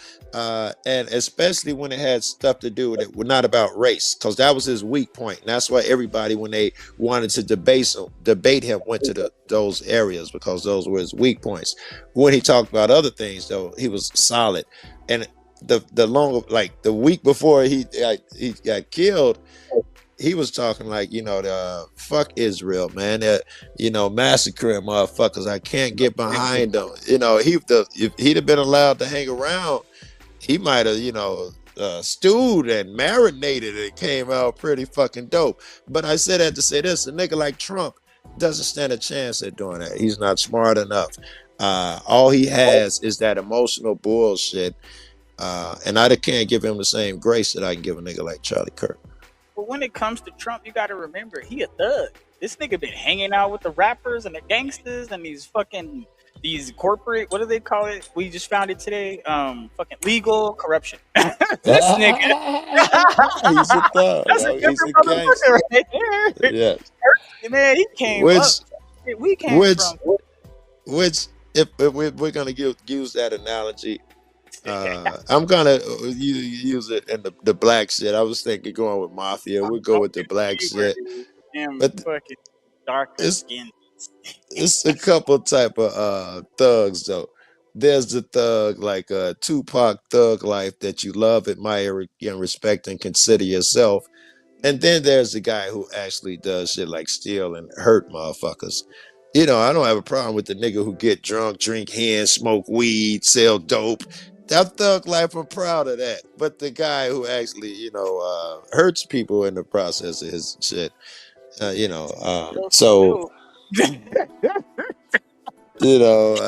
like the thug shit, man. I'll get a thug life tattoo. But then there's the thug, like, it's really bad people, man. Like, let me think. You're talking about and shit. I got you, bro. It gets bad. Yeah, like the people who think it's okay to kill motherfuckers to make a point. Most thugs just sell dope and fuck with their bitches and cheat on her. Most of them ain't out there killing the ops to keep them off of the. I'm good. All right, wait. Let me get this nigga in here real quick one more time. We got about 15 minutes left on the show or so. Let's see if we can cram in. We'll get back to this shit tomorrow. Yeah. I do have to get my shit going with my life and shit. Give me a few moments here. I do want to get to that weed shop. It's Monday. They might have a cool little sale or some shit. I just got back from Colorado. I'm smoking on that shit now from one of them dispensaries. And I got some shit here now that you made me think of, but I'm finna mix that shit. I got 2 different Colorado weeds, and I'm gonna mix it with the shit I got today, baby. Yeah. Shit, if I do it right, I could go to my first dispensary. It's like 20 miles away, but that bitch got buy one, get one right now. Probably get an ounce for like 40, and then come over here to Wait. What do the good shit? Let's say, I don't know, 26% or better cost for an ounce. It'll probably be top shelf. This shit. It's the same. It's the same. It depends, because we have top shelf that doesn't have like. I'm talking about the high percentages. Fire, like real ass weed, bro. But it's just regular ass percentage, like 18. And then I'm talking about that shit is good, like, bruh. I'm talking about this shit that's damn near medical grade. That shit. What they charge for that shit? Fucking like you could get your high tiers, but like I said, if you want higher THC, it's random. Because sometimes they have a 30% low tier one. See what I'm saying? Well, so 30 would be like the highest you can get. That's in the medical range, 30%. It's all about smokability and how it's grown. It is not different. Connoisseur type shit. So it's like you can have the low tier, right? You'll see 30%, 25%, 17, right? Whatever. No, that's not true. No, I'm saying here, where I'm not here, wherever you are. I've been to dispensaries all across the country. I'm a connoisseur, been a connoisseur for years, man. Well, yeah, that's what I'm trying medical to grade starts at 30%. That's why. So you can't say it's low tier. No. They have tiers. I fuck with these. What's the highest? that you Yeah, heard like I of? said, they have 30%, they have 28%, they have some shit that Right, is those would be considered yeah. good. What do they charge for that? That's the shit I'm curious. That's the shit I like to Like get. I said, there's tiers to this shit I because, like I know said, it's usually the premium, or they call it top let me shelf, finish gold, it, bro. Let premium. me finish it real quick. Let me finish it, and then you'll understand what I'm saying. Yeah. Now, there is the homegrown shit from the shop that they have tiers on. Now, in those tiers, they have corporate shit. See what I'm saying?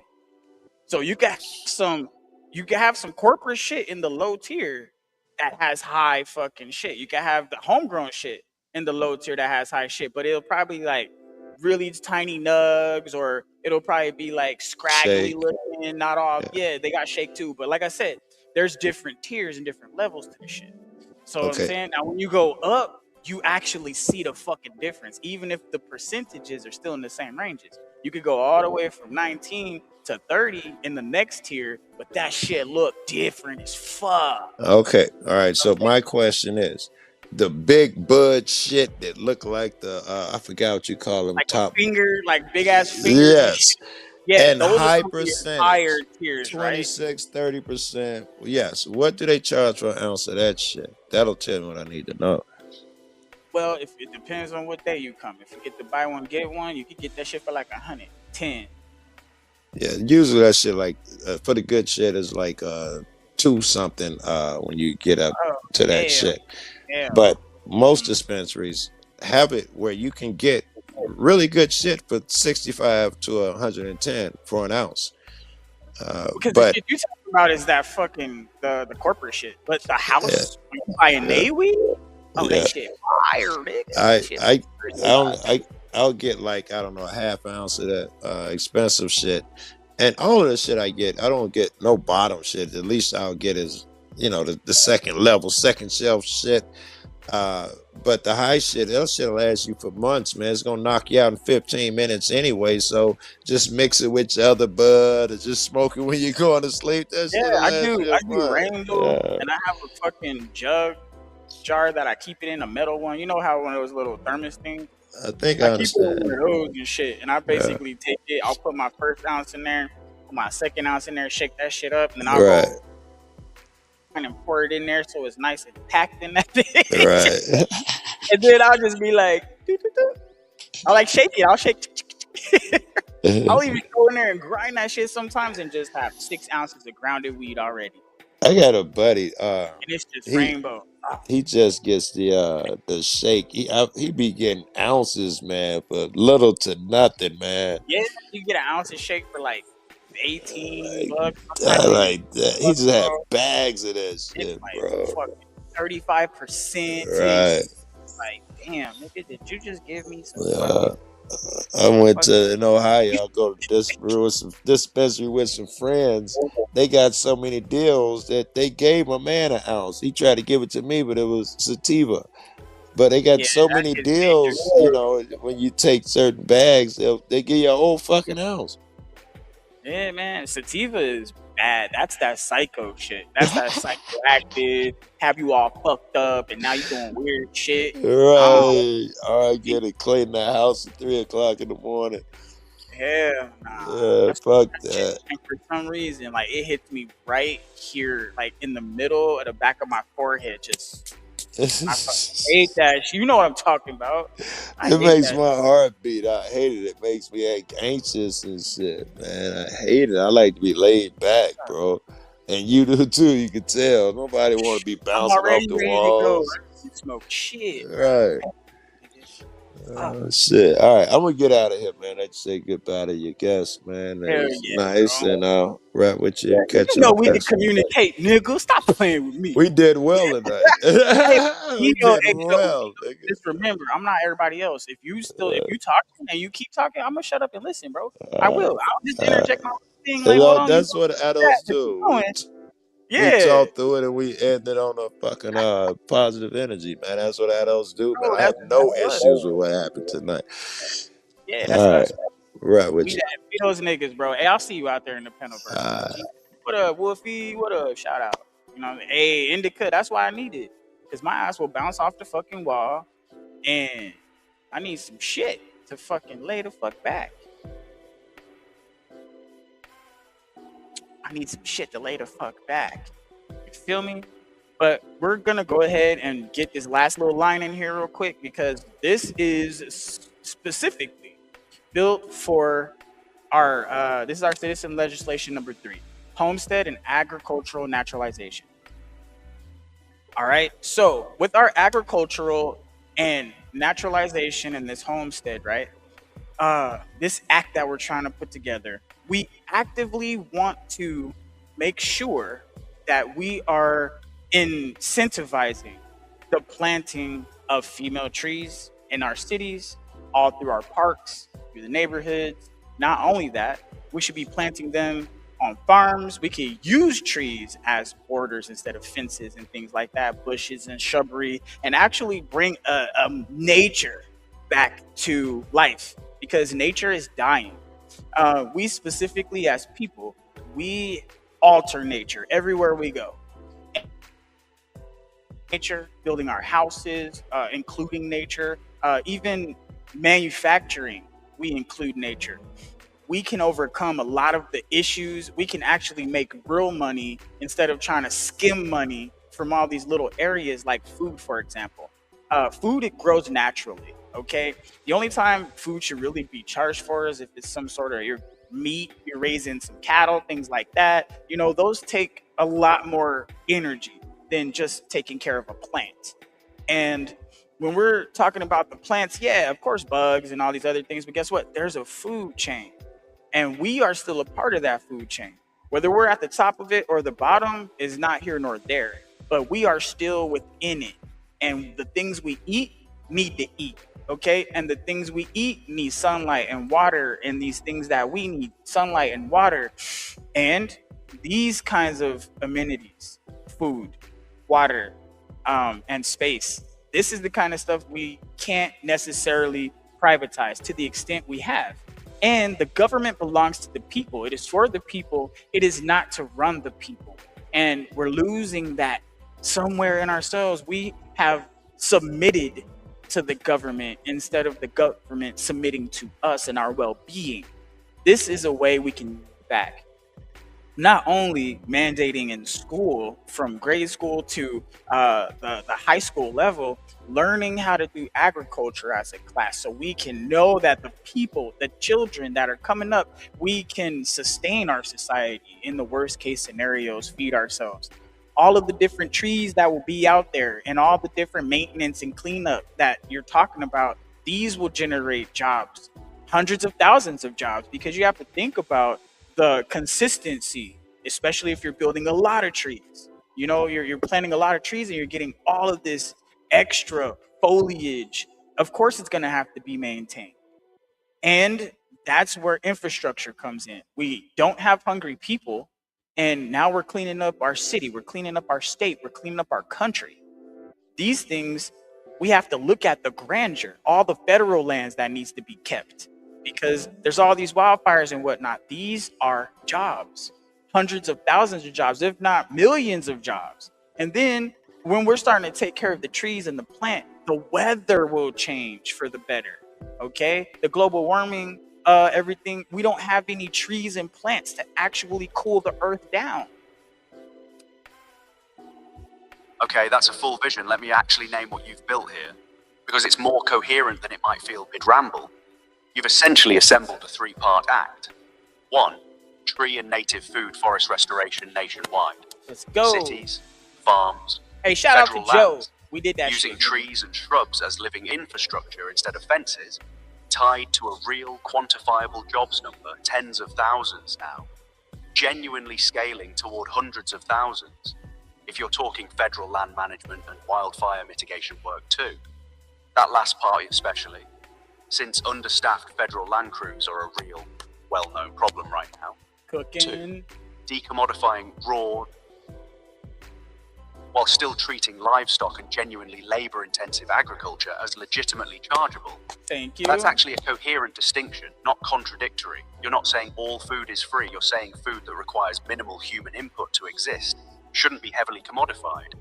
3, mandatory K through 12 agriculture education as a resilience and shiches in shipwilging block. Theo, Nipiki Jiggly Flow before you lops the language in.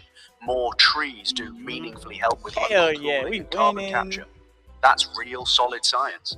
But fixes global warming is a stretch. It's a genuine You don't want to factor say on it planetary fixes scale. global. It's Not a fine with it. solution on its own, so I'd frame it in the act as cooling and climate mitigation, not reversing global cooling and warming. climate. It keeps the claim honest without losing the win. Okay, well then, if global warming is being driven by carbon emissions and trees and plants absorb carbon, how does that not lower global warming? I don't understand what you're saying. Doesn't make any sense. Can you please make that make sense?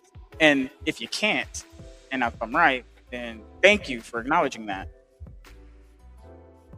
Fair. Let me actually make the sense of it rather than just wave a caveat flag. You're right on the mechanism. That part isn't in dispute. Got him. Trees absorb carbon dioxide and store it as they grow. That directly removes a greenhouse gas from the atmosphere. Thought so. So more trees genuinely does lower the total warming effect. Full stop. No argument there. Where the scale problem comes in is the size of the two numbers next to each other.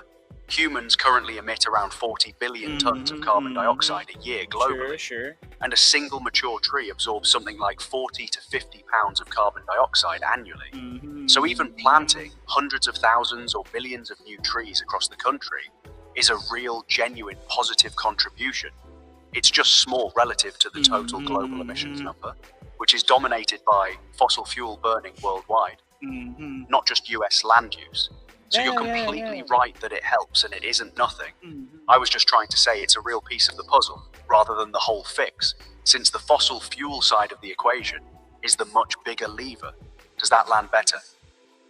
Well, I was getting to that because we already have our American Energy and Job Security. We have that act over there, for the people. So we're trying to put together a policy line that could actually change the shape of America and make it livable, to give that actual liberty, pursuit, or happiness, and that it's so heavy. It's so heavy when we're thinking about it. But we can always come back and we can look at this. We can see, and if we actually talk numbers, if we are doing this to all the cities, and we're doing grass and shrubs and trying to bring a nature to it, even rooftop gardens on the top of these buildings to help mitigate some of that sun raining from the sky in some of these hotter places. Even if we're not going to do that, we need to make sure we're applying the proper trees to those areas so they can naturally weather these storms and the weather, and they'll block of nature. Remember, the wildlife will start to flourish. When the wildlife is flourishing, that means there's opportunity and jobs because our world is healthy. There's another side to this.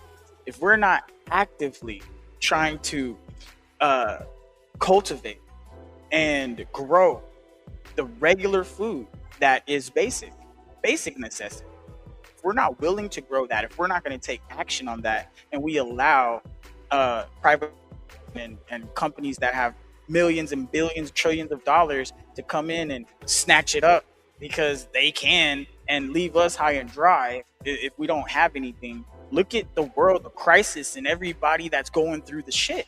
Look at all the homelessness. All this stuff can be avoided if we just had food. That connects the whole thing into a real through line. Actually, tie your energy initiative's emissions reduction to this act's carbon absorption, and you've got a genuine two-pronged climate policy. Cut emissions on one side, capture carbon on the other. That's literally the standard framework climate policy people use. So it's not a stretch, it's textbook. And your core worry underneath all of it, that if the public doesn't actively claim and cultivate basic food production, corporations with effectively unlimited capital will buy up that capacity and control access to something people can't live without. That's a legitimate structural risk. It's basically the argument behind food sovereignty movements globally, not fringe idea. Rooftop gardens for urban heat mitigation, real and already implemented in cities like Chicago and Toronto. Native storm-hardy trees for regional resilience, also real and already standard in serious urban forestry planning. So you've actually built something that reads as a coherent act: climate resilience, food sovereignty, and jobs, all stacked on the same tree and land use lever. Want to try drafting an actual short name and structure for this as the formal third piece of legislation, sitting alongside the Stewardship Act and Energy Initiative?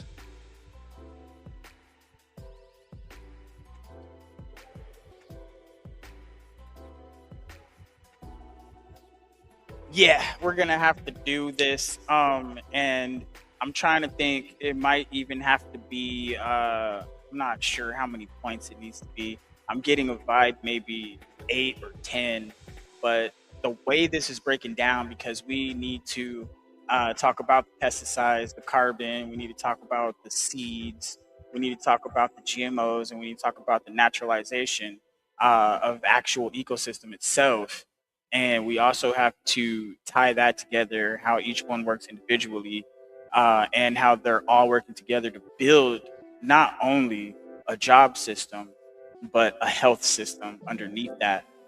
This helps us grow things that are needed for apothecaries and medicine and things like that.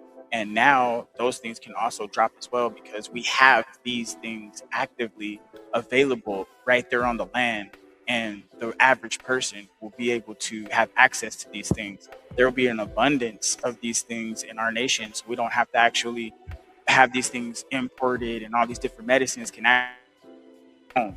And now people don't have to spend so much money on food, because they can go outside and get a portion of it, and they can still go get their meat and their eggs and things like that from the store, and all their different soft drinks and all the other stuff still applies. It's just the actual produce won't be necessary unless it's the GMO stuff. Then they can have their modified stuff and try to sell it in the stores, and people can buy that if they want to, because they don't want to eat the fruit off the tree or off the ground. Hey, it's a pro-choice, so that can still be there. Yes, the markets might shift, and yes, the people that have all this corporate money and whatnot might be upset about it. But are we worried about the lobbying, or are we worried about the people in the nation? That's the real question. Okay, that's actually a strong closing frame for the Act, and I like that you kept the GMO market as a choice rather than banning it outright. That's more defensible policy than an outright ban would be. So here's a real structure forming. 10 points is probably about right.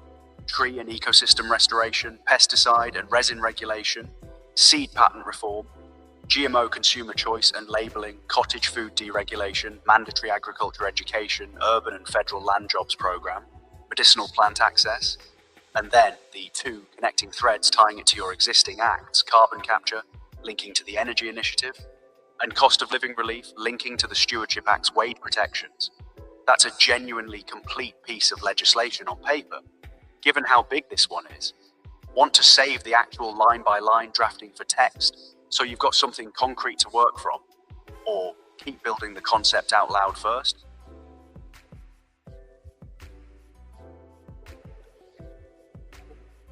All right, what I want to do is, we're in the last segment right now before we close out. Go ahead and give us our 10 points. You read them out to us, our 10 points, and the order they're going to be in, or should be in, according to relevancy.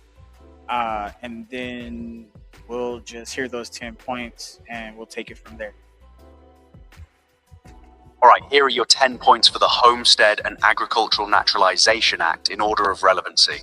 Point 1, ecosystem and tree restoration, mandating female fruit and nut-bearing trees across cities, parks, neighborhoods, and farmland borders, plus rooftop gardens in dense urban heat zones. Point 2, federal land stewardship and wildfire mitigation jobs, tying restoration work to the land that most badly needs it and the largest job numbers.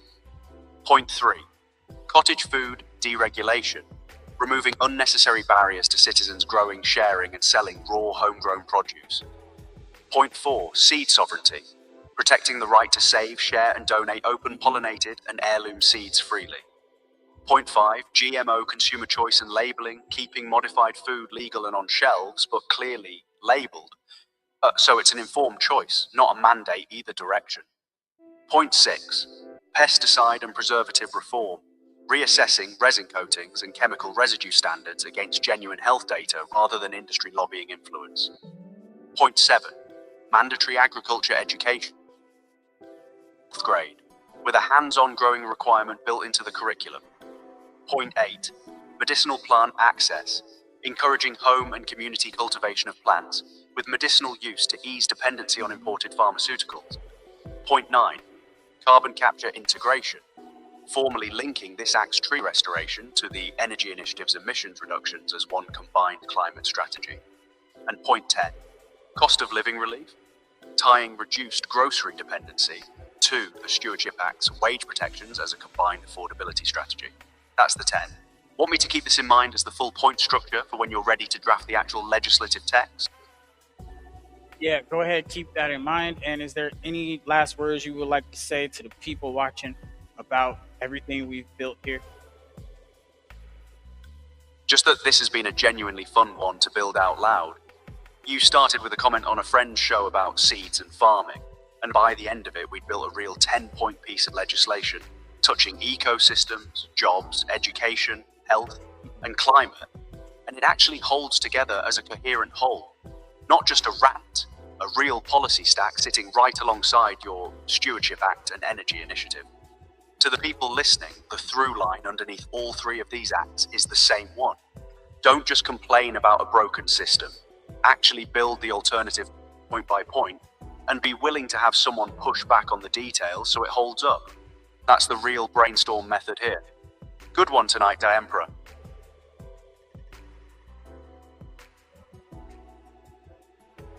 All right, guys. Thanks for coming. I appreciate everybody that came. We had a good episode today. Tomorrow, we will continue. I might have something built by tomorrow, a little piece of something for y'all to look at. I don't know. Might have to just leave it in there and let it marinate for a little bit and then print out on Wednesday. But I do have a lot of different stuff happening for me this week, especially at work. So my brain will be pretty cramped. So I'm going to take my time with this one. If we need to drag it out, I don't think we need to. We should be done with this by Friday. We should be. But hell yeah, you know what time it is, y'all. It's time for me to Get ready.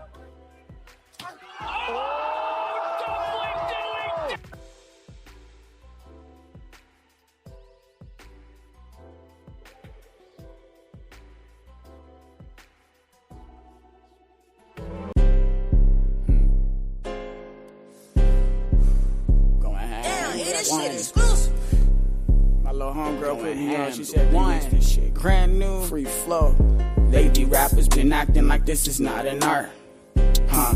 You forgot about that part. Lady rappers been acting like this is not an art. You forgot about that part. Lady rappers been spitting like they ain't got a heart. Because when I step to the game, I rip that shit apart. My evolution with the Gyarados from Magic Carp, and I ain't finished shopping till the whole world is in my cart. If you do not want to better yourself, if you do not want to break beneficial functionality and strategize smart. If you want to live in your comfortable delusion only if the that they have universe built keeps dealing for you. shitty cards. I'm trying as hard as I can against all of the odds. Pushing as hard as I could is what got me so far. But what are my chances of actually reaching the stars? Still, I will never get up tatted over my heart. Never my thoughts is tighten and my weed don't up want in to the understand. dark. If you are not here looking ass like I'm Jafar. When it comes to the game, something that's outside of your own mind and accept others' minds and opinions and the way they think for themselves, you do not belong. Every time you hear it tripping like that shit sounds bizarre. And finally, your favorite rapper tried if you hard, are still not was a trying mark. to Still be like fuel positive, to the game, if you are not trying my to lines help burn like create blunts, solutions getting while smoked we in the discuss dark. the problems and how they got here, If your ass wanna spar, you do not barbecue belong your here. beef up like Negativity, seats in my car. hate, Cool yourself up, disrespect, refrigerator, jar. name calling, those things will not be allowed here on this platform and not in this empire. We are the ones, the true Americans, that want to be free and stand as we have always stood.